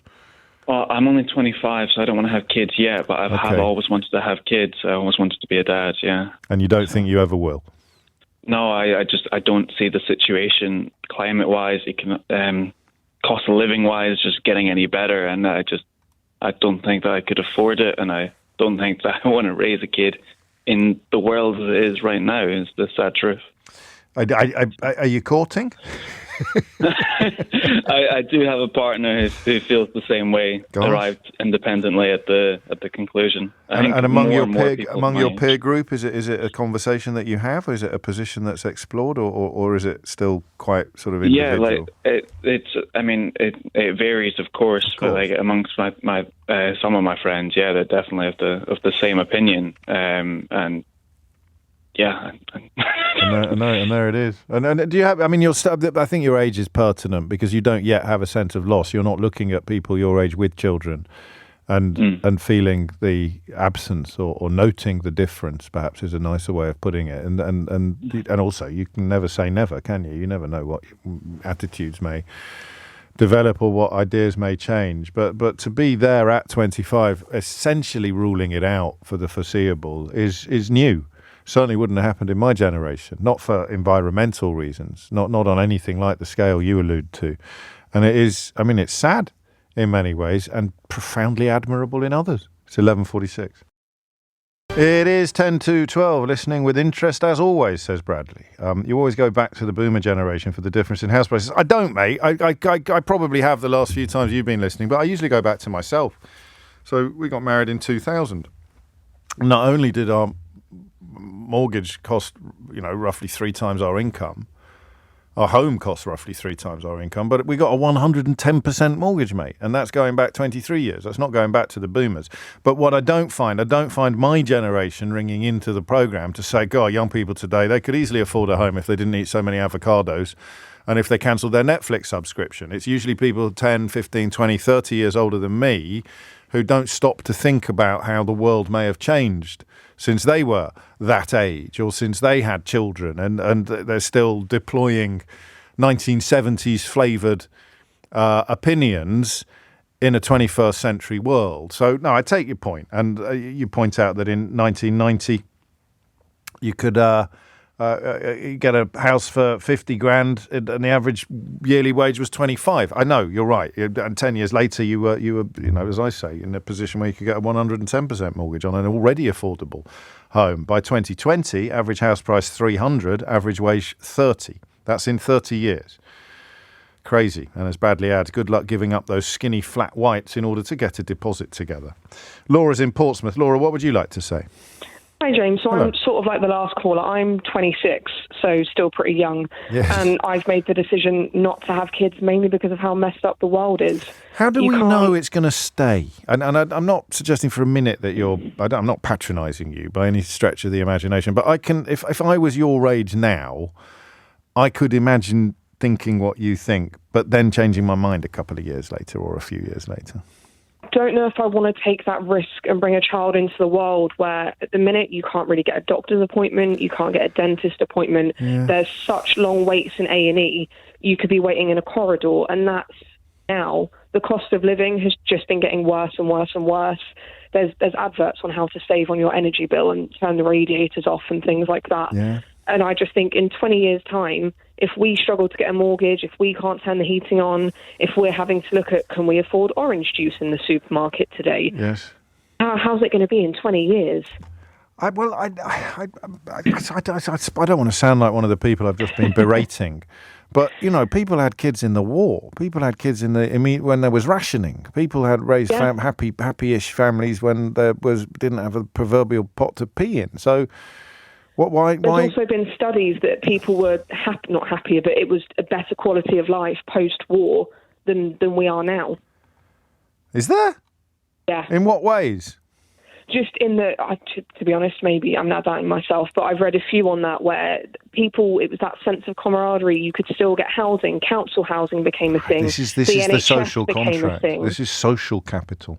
When I was listening to you yesterday, I thought the same thing. And then it's no longer, if you have a kid and you and your partner break up, it's not, I can go to the council and I'll be rehoused. It's, you could be in a hostel, you could be somewhere really unfortunate. And you could turn on your radio and hear someone attacking you for your desperate lifestyle choices. But that's, I think, been true since Rupert Murdoch bought The Sun, or that roughly that period of British history. So social capital, something I only really learned about doing this job when... Because you sit here thinking, well, people didn't used to have that much money and they seemed better, they seemed happier, but they had more social capital. They had access to more things, including, most obviously, social housing. So you might not own it personally. It's not personal capital, but it's social capital that you have a stake in. And that feels lower now than it did when I was your age. It was secure. My mum's lived in a council house for 30 years, managed to buy it with a 33% deposit from the council. She was paying, I think, £300 a month rent for a massive 3-bedroom. Yes. She worked, but if, God forbid, something bad happened and she were to go on welfare, she would still be secure in her home. If something happened to me and I had to go on benefits, I wouldn't be able to pay my mortgage. So why would I bring a kid into that? Well, I'll leave that question hanging for Anthony in Southampton, who I don't think is being disingenuous when he says we've managed to convince young people that having children is mainly a financial consideration, almost a luxury like buying a car or a house. It's not, and the world is messed up argument is utter rubbish. The modern world is wildly better than any time in the past. Come on, guys, cheer up, says Anthony in Southampton, who I suspect is not reaching the end of the month wondering how he's going to pay his food bills tomorrow, despite having a job. And if you are, then the idea of adding another mouth to those food bills and perhaps taking money out of what's coming in as a consequence of having to take time off work must be pertinent. It must be relevant. It's interesting. I don't think there's a black and white answer to this. And you still have people raising children in very straitened circumstances who wouldn't have done anything different for all the tea in China. But you look at the statistics and you say, why are these numbers falling? And you start to assemble the answers. And for all of Anthony's rose-tinted spectacles, there are an awful lot of people who look out at the world around us and see bleakness. And I don't know what you do about that. Well, I know you could stop voting Tory, I suppose, for a start, because they don't see bleakness. They just see a pandemic comes along and they see a business opportunity. But you know, the idea of society being a thing that should be nurtured, cared for, that I think is ripe for a political return, shall we say, but maybe too late. Brian's in Lisbon in Northern Ireland. Brian, last word on this. What would you like to say? Hi, James. I live in Northern Ireland, so the cost of living crisis, the price of houses, etc., aren't as extreme as they are that's true. In England. Yes. And yet, I have 6 children, and the 3 youngest, who are 17, 23, and 24, worry so much about the idea of bringing children into this world. Oh, do they? Not only financially, but also because of what's the environment going to be like in the future. And we've had many conversations with them, and my wife and I have actually had sleepless nights worrying about our kids not being able to have as much enjoyment in life as we had. First generation that's happened to, I think, isn't it? Their expectations will be lower than their parents, and so it's likely will be their kind of destinations. Yeah, and whenever you talk to them, they say, "But how come you were able to have 6 of us and only Daddy worked?" It's a different world, isn't it? Yeah, and you're trying to explain to them, look, initially we didn't decide not to have children. We had children, and we had 3 older ones. We had a long break, and when they got older, we thought, you know what? No, we're missing in life. Our young children, and we had another 3 children. But the environment is changing that much, and this cost of living crisis is getting ridiculous. And as I say, we don't seem to be suffering as much in Northern Ireland as people in England are suffering, because our electricity is capped. The main suppliers are only permitted to make a 1% profit. Yes. But the cost, the housing. My eldest daughter, they had to live with us and save, and his parents had to chip in, and we had to chip in order for them to get on the housing ladder. And we're realising now that we are going to have to remortgage our house to give the younger 3 children the same benefit we give the older ones. Oh, really? So that's a burden on us again. Well, I talked about that earlier. I said that it's going to impact it upwards. Then it's going to compromise your expectations of retirement and old age. Exactly, yeah, and you're now starting to think, hang on a minute, we've just cleared the mortgage on the house, we're going to have to now remortgage it because we feel obligated to help our children. So that's now 2 generations, if not 3 generations. I'll ask you a stupid question. Where's it all gone?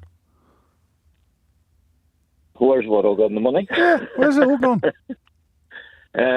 Thankfully, I have a pension, and we saved, and you'll be all right. But I mean, in terms of, where has it all gone? Well, the idea that there was enough to go around when you were getting started as a family man, when you were starting, and now there isn't for the next generation. Because our society has turned into a carbon copy of the American society. Yeah. Greed is good. The people who have money want more money. If you're a millionaire, you want to be a billionaire. If you're a billionaire, you want to be the richest billionaire. Yeah, the only thing we haven't got yet is trailer parks, isn't it, really? But I suppose that'll be next. That's the way our society is going. Look how many people are on the streets. Look how many people are in tents that Corella wanted to get rid of. I remember that, yeah. They abolished the tents. That was a bit of a new low. And indeed, LBC's investigation today that you'll no doubt hear a bit more about in the looming news bulletin, looking at the amount of money that's being spent on temporary accommodation for people, which, that's like dead money, isn't it? If you're spending £2 billion on homes that stay as part of that social capital we were talking to the earlier caller about, it's very different from giving £2 billion or whatever the figure is to private landlords to get richer. That's the people that Brian is talking about. The problem is that any conversation like this has been successfully... the people on the wrong end of it, who've consumed our right-wing media for the last 30 years, hear conversations like this and think that somehow they're on either the right side of the inequality or that attempts to make things fairer are some form of communism. It's 3 minutes after 12. You're listening to James O'Brien on LBC. I think we'll have a complete change of pace now. And, I suppose in a way, but not completely, given that the first hour was inspired in part by TV, albeit a TV drama about a story that's been around for 20 years. I don't know if you have seen Fool Me Once yet. No spoilers. And I appreciate, for some of the reasons that we've been touching upon in the last hour, not everybody has Netflix. But it's brilliant telly. I mean, Sheila Fogarty came in yesterday at about, at the usual time, and I just mentioned it, and she revealed that she'd watched the whole thing. She'd been up until 2 o'clock in the morning. Honestly. Because it is one of those things. You know when you're reading a book and you think, just one more chapter before, and then suddenly you realise 2:30 in the morning and you've got 50 pages left and you think, I might as well finish it now. You plough on to the end. Well, the author with whom you are most likely to have an experience like that is one of them is Harlan Coben, and he is responsible for this drama on Netflix at the moment, Fool Me Once, which is it's just brilliant. And I'm only 4 or 5 episodes in, so don't go any further on that. But I want to talk about soap operas, because Michelle Keegan, the star of the show, and the star of many other shows as well, not least Brassic, which doesn't get mentioned in the Daily Telegraph today because they've probably never heard of it.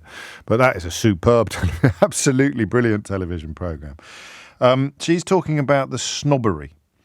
She's been on Fern Cotton's podcast and described that because soap operas are seen as traditionally working class, that people perhaps look down on them, and that there's a snobbery attached to it because it is seen as a working class art form. And you know, I'm fascinated by class. I'm fascinated by the history of class in this country and the damage that it does to us as a population and continues to do. Some of the issues we touched upon in the last hour are exacerbated hugely by class. People who think they know their place. They shouldn't be aspiring. They think it's perfectly normal for the rich man to be in his castle and the poor man to be at his gate because God made them high and lowly and ordered their estate, as the song goes.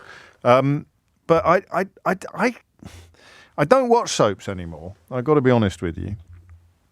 More, I think, through current family circumstances. My mother-in-law's addicted to Coronation Street. Absolutely addicted to it. I used to be. I remember watching Vera Duckworth's death and Jack Duckworth, Bill Tarmy, and Elizabeth Dawn being the actor and the actress. And you see, listen, I want to say something to you that's like watching Lear with Cordelia at the end of King Lear. Look, Cordelia is his daughter, but for me, and I'm not thick, right? But I'm not unexposed to high art, right? I've been around the block a few times. I've seen some incredible shows, and I know my way around Chekhov and Shakespeare and yada yada boom, and the rest of it. I've read the Russians, darling. I've read the Russians. And I know what happens. So I think of a couple of moments from watching high art. I saw Branner's Lear recently. It, for my money, wasn't as good as Glenda Jackson's, which was probably the late Glenda Jackson's, which was probably the one that I saw before. But there are moments in Lear and in Hamlet that tear the heart out of you, right? That they get you in a way that is almost impossible to convey. And when he uses the mirror, doesn't he, to see whether or not she's breathing at the end, and it just destroys you. Or I think Lear is the play for me, actually. It's like, oh fool, I shall go mad. The disintegration of this mighty human being is quite incredible. So that's probably, out of all the plays I've seen and all the productions I've seen, it's probably Lear that reaches the parts other shows cannot reach. And then you've got I'm trying to think of other things like cinema, like really powerful cinema. You'd go for a Scorsese, wouldn't you? Probably, or a Merchant Ivory, or whatever it may be. And cinema can affect you in ways. If, the Lindsay Anderson film If, is something that I watch at least twice a year. It's a film that just gets to me in ways. Books, then you've got books that you reread, whether it's Dostoevsky or Jane Austen or J.D. Salinger or whatever it may be. I've never fully understood, for all the money that my mum and dad spent on my education, I've never fully understood the difference between high art and popular art. I certainly think that a John le Carré novel or a Mick Herron novel is literature. There's a debate, isn't there, in literary circles about genre fiction. If it's genre fiction, in other words, if it has a plot, if it has a really tight plot, then it's not as good as a book that is less focused on events and is more about character. I've never bought that. I've never really thought that because, for example, a murder gets solved in the course of a novel, it is somehow artistically inferior to a novel in which nothing much happens. Although I suppose now you have to mention Waiting for Godot, don't you? Which is famously a play in which absolutely nothing happens and is about as high art went in the 20th century. So I'm not a thicko, and I am not a Philistine, and I'm not a snob either. But I honestly believe that there are moments, and I'm going with Vera Duckworth's death, when Jack Duckworth found, and I could pick a few other things as well, but I'm going back to my heyday as a soap watcher. I am not remotely embarrassed to say to you that I think that was as powerful in terms of writing, acting and emotional impact as anything that I've seen on stage in the West End or in Stratford or in films directed by anybody from Christopher Nolan right through to Martin Scorsese. And it happens a lot in soaps. It happened that there have been other moments in soaps where the acting, the writing and the filming have conspired to deliver a moment of absolute artistic magnificence. Right? It's not like watching American soaps where, the set wobbles or the delivery is really wooden. It's why Joey Tribbiani's character in Friends ending up in Days of Our Lives was so funny. I think it's often been said that if Charles Dickens was alive today, he'd be writing for EastEnders. I think there's some truth in that. He'd be better off writing novels. I think there's more money in it. But the snobbery that Michelle Keegan speaks of, I think, is undeniable. It's seen as working class. People look down on it. And yet Dickens writes largely about the working class. Well, not large, but a lot of what he writes is about the working class. Why? Why are soaps? Why is there snobbery around soap operas? Think about it. 0345 6060973. And then tell me, why is there snobbery around soap operas? I interviewed Stephanie Beacham yesterday. She's lovely. What an amazing woman. Of course, she's been in the Colbys and Dynasty in America, but also a stage actress of immense experience and talent. And to be fair, before I sat down to swat up on her before conducting the interview, I hadn't known the full extent of her stage work because she was so associated with the heyday of American shoulder pad soap operas, but they had great acting in them as well. Stephanie Beacham is a supreme actress, a superlative actress. If you saw Tenko, if you're anything close to my age, then you'll know that. But there is a snobbery surrounding soaps. You could take the best actor in the world and stick them in a soap. Didn't Ian McKellen pop up in Coronation Street at one point? Didn't he? I think he did. So why? That's the question I've got for you. Why is there snobbery surrounding soap operas? Why does soap operas have snobbery? And if you're even close to the industry, if you're even close to the business, when I say to you that I have watched soap opera, Coronation Street in particular, because that was my favourite growing up, but the idea that the quality of acting and the quality of writing, the quality of filming and directing is in any way inferior to theatre or film or perceived higher, I think that is absolutely ridiculous. And yet, when a star like Michelle Keegan, who's come off the back of Coronation Street and gone on to become an international star now, the lead character in an international thriller, this new crime drama, Fool Me Once, and it's only the latest step in her astonishing career. She's like sort of Saran Jones, isn't she?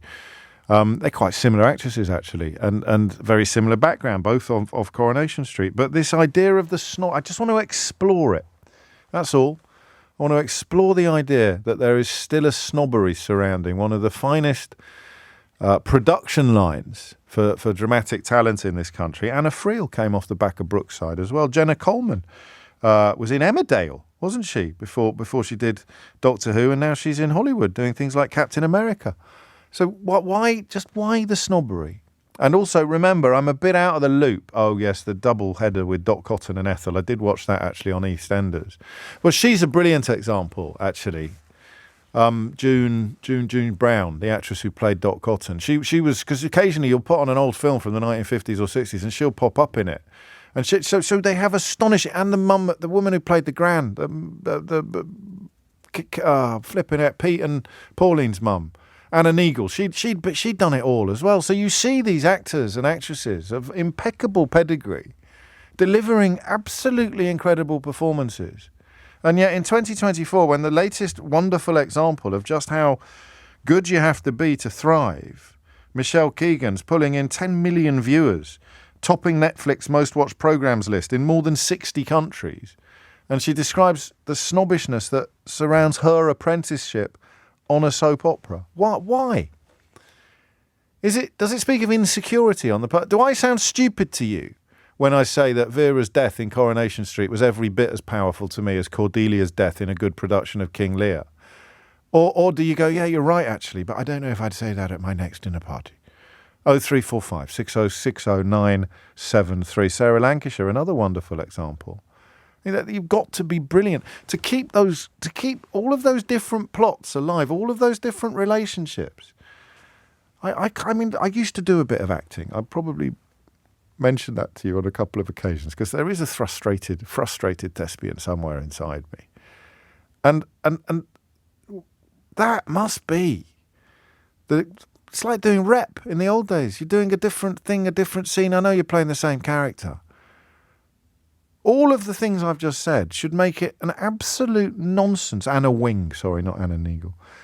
An absolute nonsense that even now a 34-year-old actress on the absolute top of her game has to describe the snobbery that surrounds the genre, 36-year-old actress, that surrounds the snobbery, that surrounds the context in which she started, playing Tina, wasn't it, in Corrie. What's that about? Why is there still snobbery?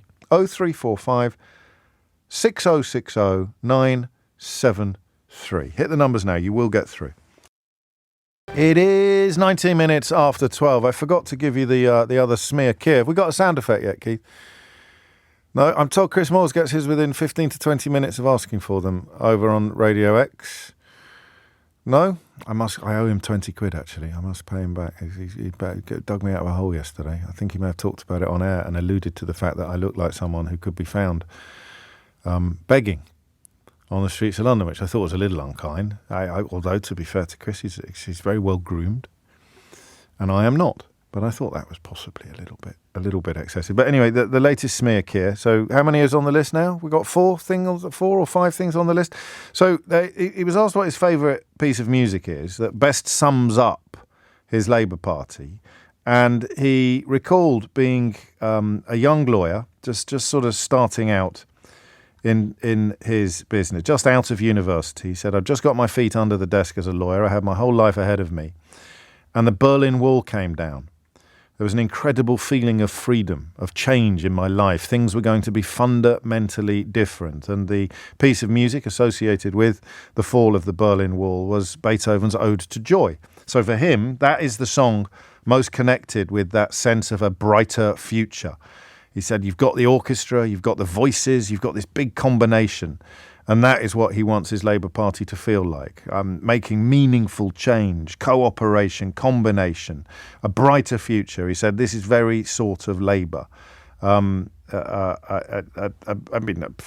you'd have thought a fairly uncontroversial description of why a certain piece of music is emblematic of what he wants his political movement to be. It was blasted out in Tiananmen Square, I think, by the demonstrators when they were protesting against oppression in China. It's a timeless piece of music. But no, when he revealed that he liked the Ode to Joy, which is one of the most popular pieces of music on Desert Island Discs, by the way, some Conservatives argued the choice of music signals Keir Starmer's pro-EU leanings. This is how desperate smear Keir has become.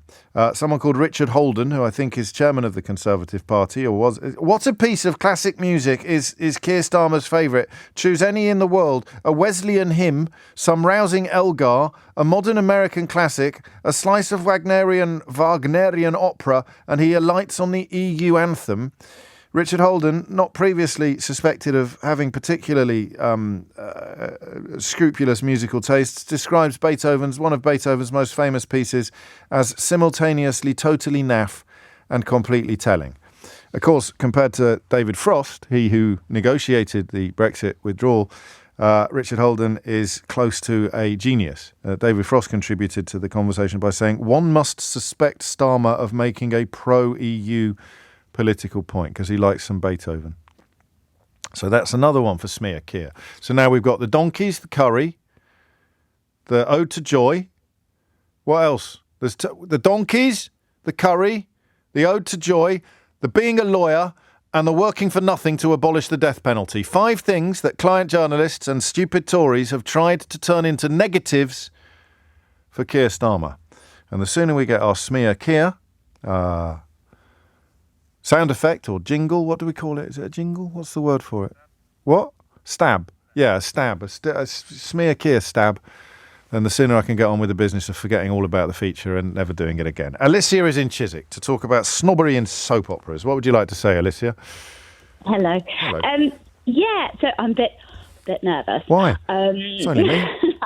Well, yeah, I know. I've been listening to you for 20 years, so it's always... Is it 20? We should have some sort of commemoration, shouldn't we? I'd see if... Maybe get Rusty Lee to record me a message. Rusty Lee could record me a message. Anyway, I digress. What would you like to say? Or Barry from EastEnders. Or Barry from EastEnders, yes, exactly. Topical. Yes, so I think it's 2 things. I think it's partly a bit of a class snobbery. The feed into the sort of what are seen as more high art tend to be people that went to university and then went to drama school. So they may have gone to Eton and then into or read English at Oxford and then gone to drama school. You look people like Eddie Redmayne and that sort of thing. But the feed into soap tends to be a little bit more down to earth. You get a lot of, especially if they're going in as younger kids, and they tend to be set in more working class backgrounds. So you'll get a lot of the local drama schools in the north that will be the feed of the actors into soaps like Coronation Street. So I think that is partly it. But I also think the other side of it is the speed that the art form is executed. I think within the industry, people tend to think, well, the scripts are knocked out in factory churn way, and it's filmed with multi-camera, so the quality isn't perhaps so good. They don't have time to sort of luxuriate in creating high art like they do in film. So I think there's a bit of both. But the one thing that really interests me the most is the fact that we do have this massive snobbery within the industry and sections of the industry. Like Hannah Waddingham talks about it all the time, about the fact that she was in musical theatre for years. Who does? And couldn't get Hannah Waddingham, who's I know who she is. Yes, Ted Lasso has been a game changer for her, but she felt she wouldn't get seen for roles because she was associated with West End musicals, so she wouldn't get seen for proper dramas or big TV and film jobs. And then she smashed it out of the park in Ted Lasso, didn't she? Yeah, and she's really sent the list back down. She talks about it constantly, and she's like, people, the snobbery within the industry of actors being pigeonholed into different areas like soaps or musical theatre needs to stop, because actually people like Michelle Keegan, Saran Jones, you've got these incredible talents that were just sort of put in that soapbox for years. So it's the industry that does it more than the audience, then? Because I absolutely think it's industry. I don't think it's anything to do with the viewing public at all. I think they're much more, in fact, pretty excited by people like Saran Jones and Hannah Waddingham, that get a big opportunity and suddenly end up in Game of Thrones or Ted Lasso. I would have thought if you didn't have what it takes, it'd be a lot easier to hide on a West End stage than it would be on a soap opera. You've got the camera in your face, and it depends what you mean by what it takes. Musical theatre is so multifaceted. You've got to be pretty good at all 3 things. You don't necessarily have to change the world with your acting, but you have to be adept. Whereas, I guess, in soaps, it's just acting. That's all it is. That's your one job. Okay. No, I didn't mean that. I meant a West End stage for a straight play, not for a musical play. I'm just trying to think where you're more likely to be found out if you're not a very good actor. I would have thought a soap opera would be among the most exacting contexts imaginable for somebody who's just not very good. You wouldn't get past day 1, would you? Well, I have no idea. All right, well, don't name any names. I don't want to upset anybody, but I can't remember seeing a bad actor in a soap opera. I think I don't mean El Dorado, obviously. I mean the really big established ones.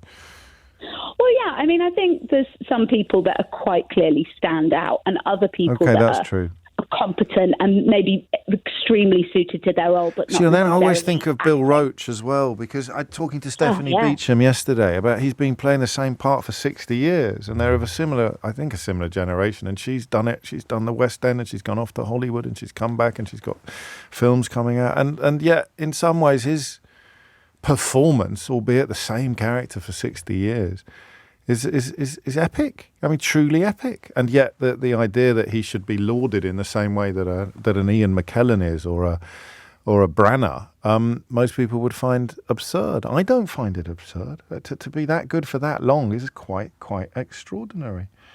Thank you, Alicia. Lee is in Preston. Lee, what would you like to say? Good afternoon, James. I'm a TV extra, or as we say these days, I'm a supporting artist. So I get to work on the Northwest soaps quite a lot, Hollyoaks on Coronation Street. And I think the problem with the snobbery you speak of, I think it's probably because they're on so often, and it's like a complacency thing with people. So, they just think it must be easy because it's on all the time, sort of kind thing. of, yeah. But at the same time, if you look at the kind of viewing figures they get, compared to a lot of other stuff, they do really well. And working on them quite often, doing my job, is that I sometimes sit there in awe of the speed they turn the scenes and the shots around. That it's incredible because it's on so often. Obviously, they have to be in and out with stuff. But I do think it's a complacency thing with the general public. Well, I've been thinking about what Alicia said. More of the snobbery comes from within the industry than without, which probably makes sense. But the public are thinking, well, this can't be as good as a Hollywood film because it's on 4 nights a week. Yeah, I think that's part of it. If some of these one-off dramas were on permanently, people would start to feel the same about them. It's just a natural human reaction. If something's on a lot, then you sort of think, oh well, it's. When you're on set, which ones did you say you'd been in the background on? I've been working on Hollyoaks for a long time, and I'm at Coronation Street quite a lot as well. So when you're on set, do you have moments of magic? Do you have, like, some actors can deliver stuff that other actors can't? That there'll be people. So, for example, I'm thinking of perhaps Saran Jones or Michelle Keegan, because I'm going to fall into the trap now, but it's not snobbery. This is just a hierarchy of talent where some of them, even among a brilliant cast on a brilliant show that's been running for a million years, every now and then an actor comes along who just stands an inch or two above everybody else. Yeah, you always get that. I mean, there's brilliant actors on. I'm not just saying this because I'm on national radio, but there's brilliant actors on everything. And then sometimes you'll just see, like, I worked on the Rhys Jones drama. Yes, gosh. I was on the jury for that. Right. In fact, I delivered the verdicts. Did you? When I was on that, I actually. Genuinely, there was no acting required because we film our shots in one go, so they'll all film the cast's parts, and then they'll kind of film our bits in one go. So there was no acting required. I had tears in my eyes listening to it because obviously I'm from that part of the world, and so. But yeah, you'll just see some gems, and you just think, wow, and you literally want to stand up and clap because the performance is so good. And even if they'll do it, you'll do obviously several takes sometimes, and every time you just think, wow, that is a special skill. And the difference with the theatre obviously is, I think there's a lot of actors who prefer one over the other. A lot of them like the instantaneous of the instant reaction of a live audience, and you don't have the endless retaking of shots. But I'm not sure I agree with I think what you said previously, because I think in theatre you have to nail it in one go. In a soap, you can go again. It's not that often, but I mean, you kind of do, I guess. I mean, people don't. They can come back again and do it the next night. But you're right. I oddly, drawing on my tiny experience in even remotely related fields, I find pre-records harder than live, actually, Lee, because you have that subconscious notion in the back of your mind that if it goes wrong, you can stop and do it again. Whereas if it's live, something happens. Something kicks in, and I've presented live television programs and recorded television programs.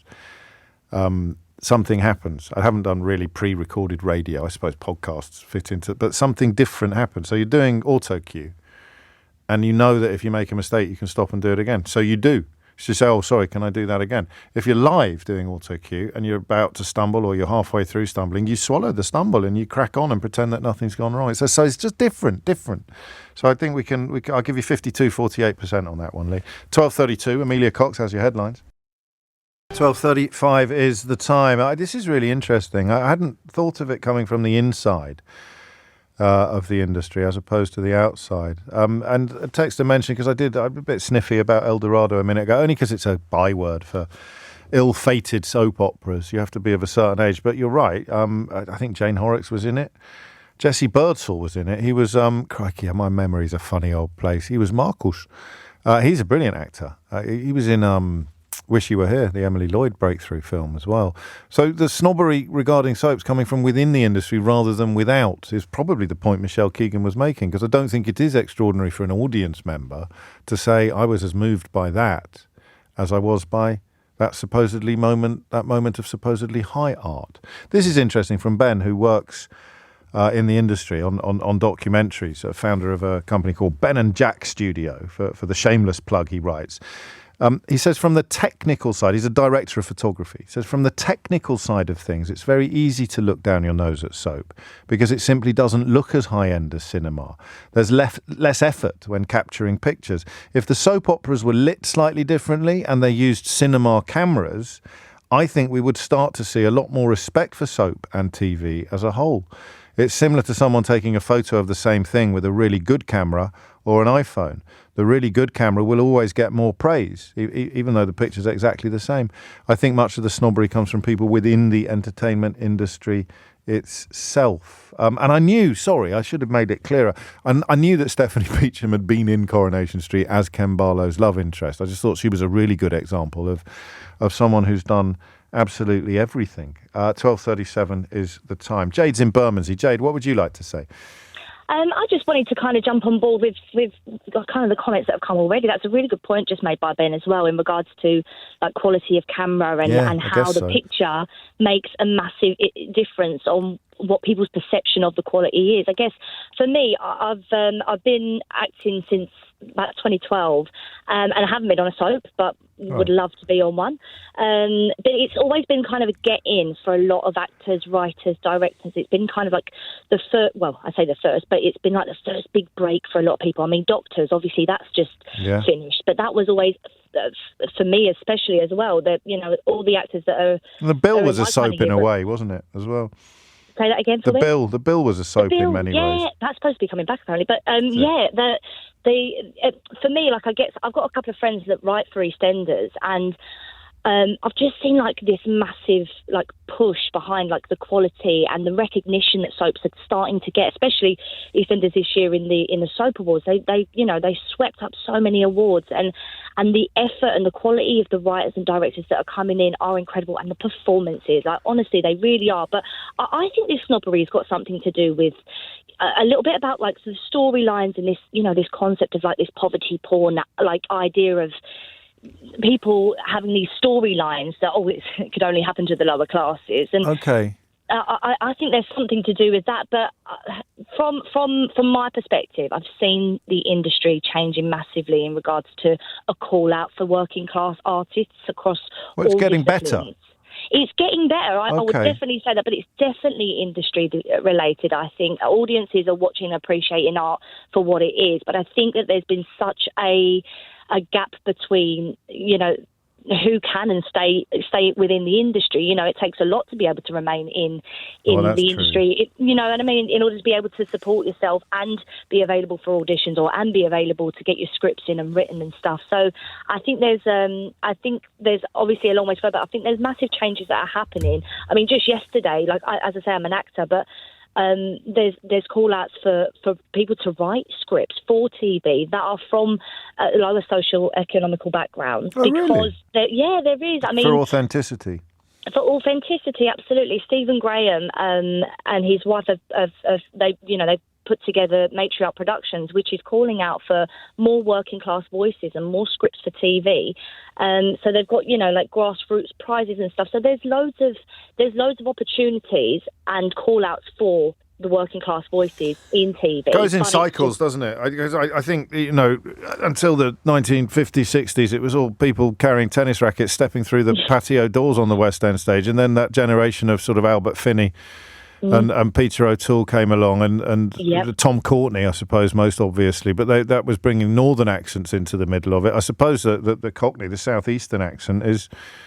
It has not been part of that cycle in a way, and soaps have delivered it. Soaps have have made it commonplace and normal on screen and on stage. Absolutely, yeah, and there's this kind of stigma to an actor that goes into a soap and maybe doesn't move out of that soap. That they're only ever known for that role. I find that fascinating, though. It's weird. I find that fascinating because you can imagine. I had a mate who was in a West End show for 9 months and turned down the chance to stay in it because he wanted to do other stuff, and he probably regrets it a bit now. It was a long time ago. But the idea that you'll do something for 10 years or 20, it takes some guts, I imagine, to walk away from it. And oh my gosh, and to walk away from the wage, to Kenny's walk away from that stability. I used to know Kenny Doughty, who was Vera's sidekick in Vera until the end of the last series, until the And he's I've read an interview with him where he says he just fancies doing some other stuff. It takes some real stones to give up a brilliant job that people really love and that you're superb at because you quite fancy doing something else. But I get it. If you're an actor, you probably dream of playing other roles, not one role forever, which is why the Stephanie Beacham, Bill Roach love affair on Corrie was so fascinating. The off-set ramifications of it, the off-screen ramifications, what it said about acting and actors. Thank you, Jade. Luke's in Plymouth. Luke, what would you like to say? Hello, James. First-time caller. Welcome. How are you? Very well, mate. What's nice on your mind? Likewise. So there are. I'm going to give you two more names of famous people from soaps, but they're from our Antipodean. Well, let me guess what you're going to say, shall I? Guy Pearce and Chris Hemsworth. Yeah, Guy Pearce is one. Yes. No, I was actually going to say Russell Crowe. Russell Crowe, Chris Hemsworth. Yeah. Margot Robbie. Yeah. All people who have come through sort of soap opera system. And now they're all Hollywood, baby. Yeah. I think. So where does the snobbery come from, do you think?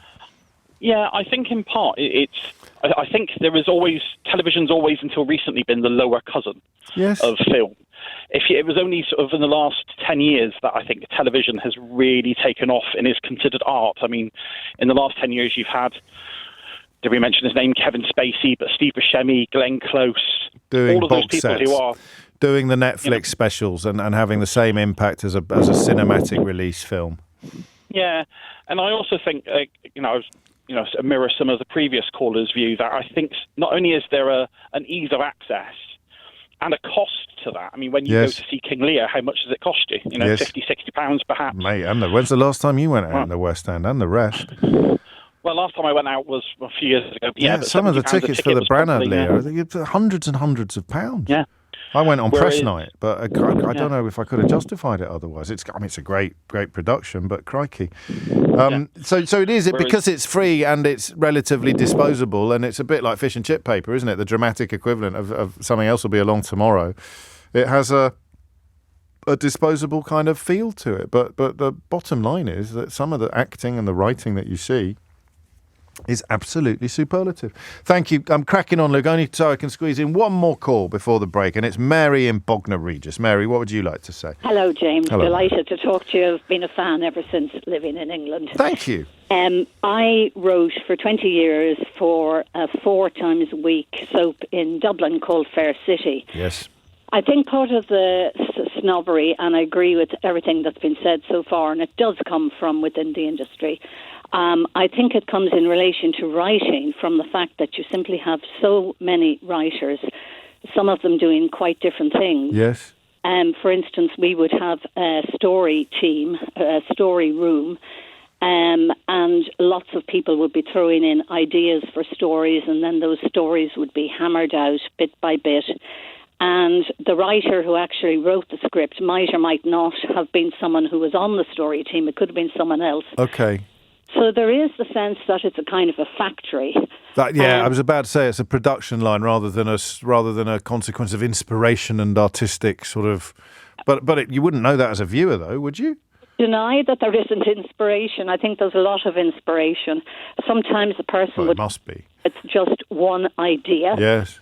and then it would be hammered out into a really, really strong story. And remember that in soap, you have, in each episode, you have 4, 5 or 6 different strands of story per... I mean, it's a real discipline, isn't it? It's a unique discipline, really.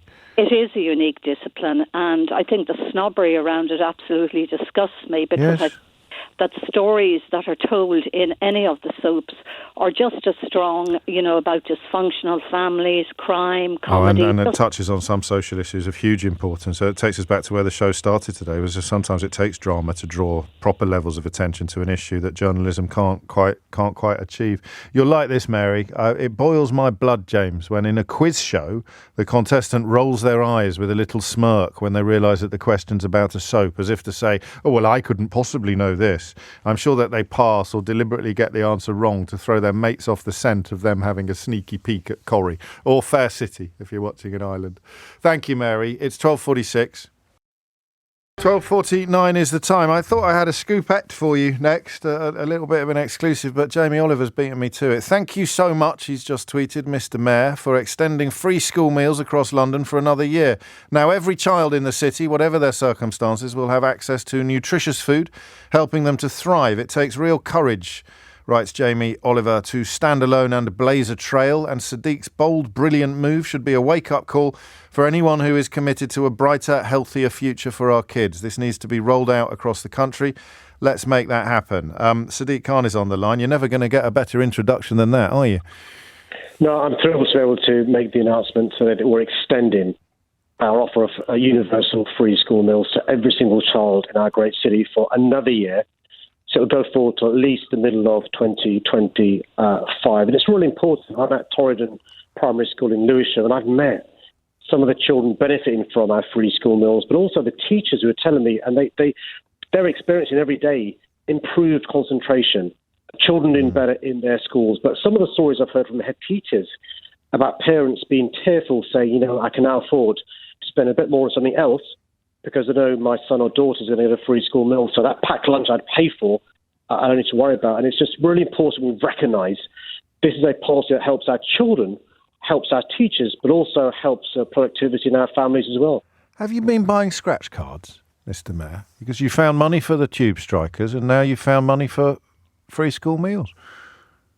Well, it's about prioritising things that are really important for our city. If things had worked differently, you and I would be talking today or on Tuesday about the consequences of our tubes being on strike on the first proper week back after the New Year. I think the way to resolve disputes is by talking and negotiations. I don't think it's a sign of virility to walk out on discussions. And so, unlike the government with junior doctors, I will talk to trade unions and transport workers, who, by the way, you and I held as heroes during the pandemic. And, it is a priority for me to make sure every child in our city can eat a decent meal, but also avoid the stigma that I felt, James, when I was in that separate queue for a free school meal dinner token. Yes, it was a great school meal, but I still remember that feeling of embarrassment, that feeling of my mates were over there and I was over here because I had a free school meals token.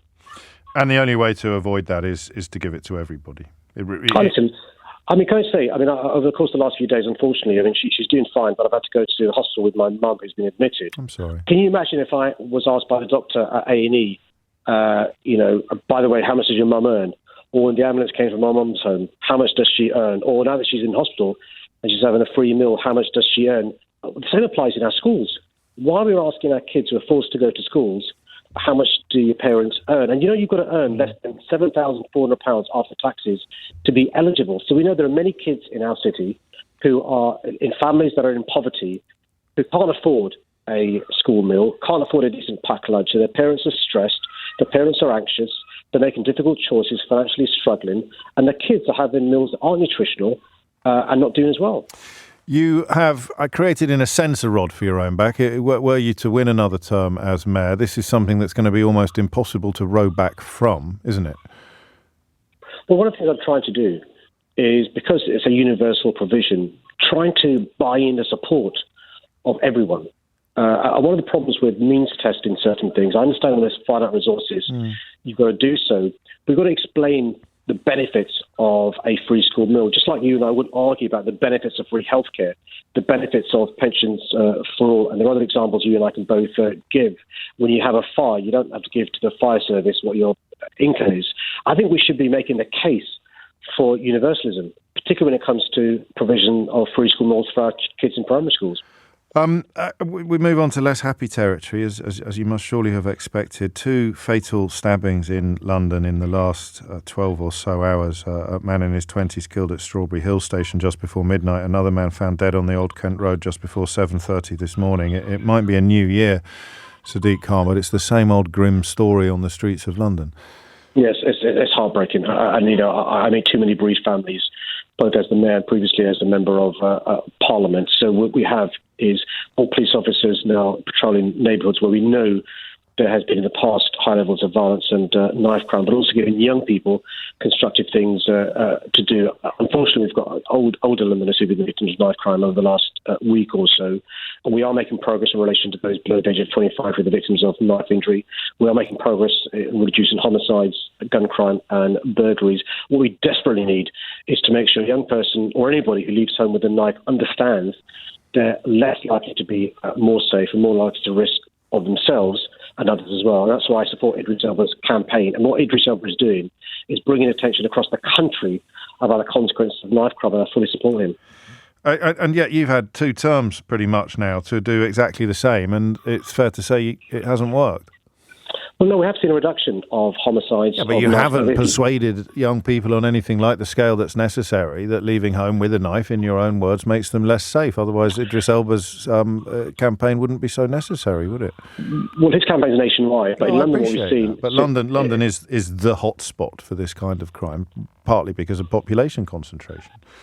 Well, actually, per 100,000, actually, in London we've got less knife crime than other parts of the country, but that's a by the by. One knife crime is one knife crime too many. So since 2019, when we set up the country's first violence reduction unit, we have seen since 2019 a reduction in things like robbery, knife crime, injury below 25, homicide, and other things. Not enough. We need to make more progress. I'm afraid there are consequences. When you have £1.1 billion less money going to the police, there are consequences. When you close more than 130 youth clubs, more than 700 youth workers lose their jobs. I'm trying my best to fill the massive hole left by government cuts. But campaigns like the one from Idris Elba help because they remind Parliament of the loopholes in relation to legislation around zombie knives and knives, but also persuade the government, I hope, to invest more in being tough on crime and its causes. Speaking of investment, we've got an exclusive report today on LBC that London councils are spending 25% more on temporarily housing families on the sort of brink of homelessness. Westminster Council forecasting an overall spend of £90 million this year. Is this another one of those areas where the mayor has no agency, where the mayor has no power, or is it something that you can address and help with? So it's a yes and no answer. So yes, we could do stuff to help. We have more support in relation to funding to build new council homes. We are responsible for allocating some of the money that the government gives us. We've allocated all that, and that's why we're breaking records in relation to working with councils to build new council homes. But I'm afraid the supply of new homes is desperately below the demand. And so the huge bills that councils are paying in temporary accommodation is because you have more and more people, who are homeless, statutory homeless, more and more overcrowding. The homes that are being built for sale are not affordable. They're out of reach for those sorts of families. That's why we need homes that are affordable to Londoners, and that's either council homes, genuinely affordable homes for purchase and for rent. So we're doing what we can in relation to supporting councils, supporting developers, building more genuinely affordable homes. But with more resources, we could do even more. In the meantime, though, James, what the government can do is step in and fix the private rental market, improving the quality of the private rental market homes, freezing rents in London, but also giving me the powers to work with developers and tenants to bring in rent controls. Thank you. Finally, the money for the RMT members. I know that you've got negotiations, or rather the ASLEF about balloting again. We'll talk about that, no doubt, next time you're in the studio, which I think is a week tomorrow. But I'm just wondering, with the money that you found for...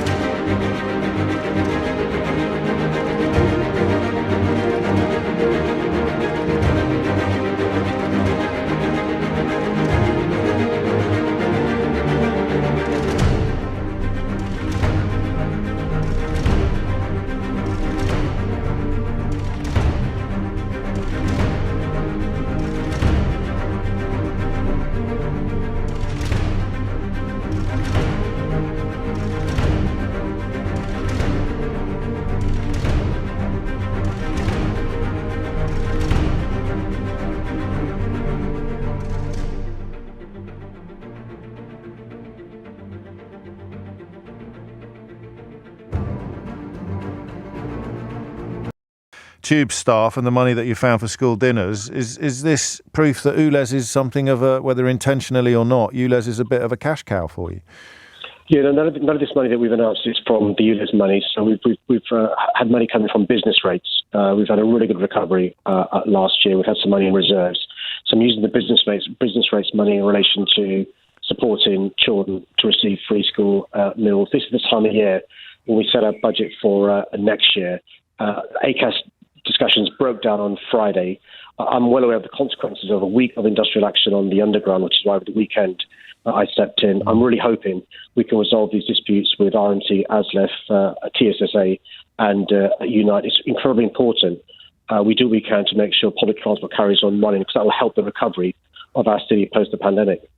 Sadiq Khan, many thanks, and thank you. Actually, I know I give you a hard time. It's my job, but the school dinner stuff is just it's a good thing. It's a good thing, and it's an important. No, thank you, and happy New Year to you and your listeners as well. And love to your mum as well. I hope she's back in action soon.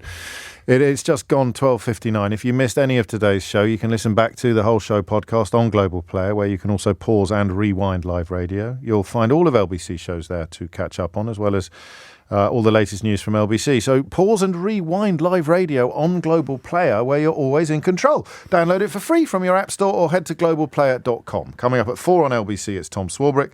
But now it's time for Sheila Focus. Time for Sheila Focus. Time for Sheila Focus. Time for Sheila Focus. Time for Sheila Focus. Time for Sheila Focus. Time for Sheila Focus. Time for Sheila Focus. Time for Sheila Focus. Time for Sheila Focus. Time for Sheila Focus. Time for Sheila Focus. Time for Sheila Focus. Time for Sheila Focus.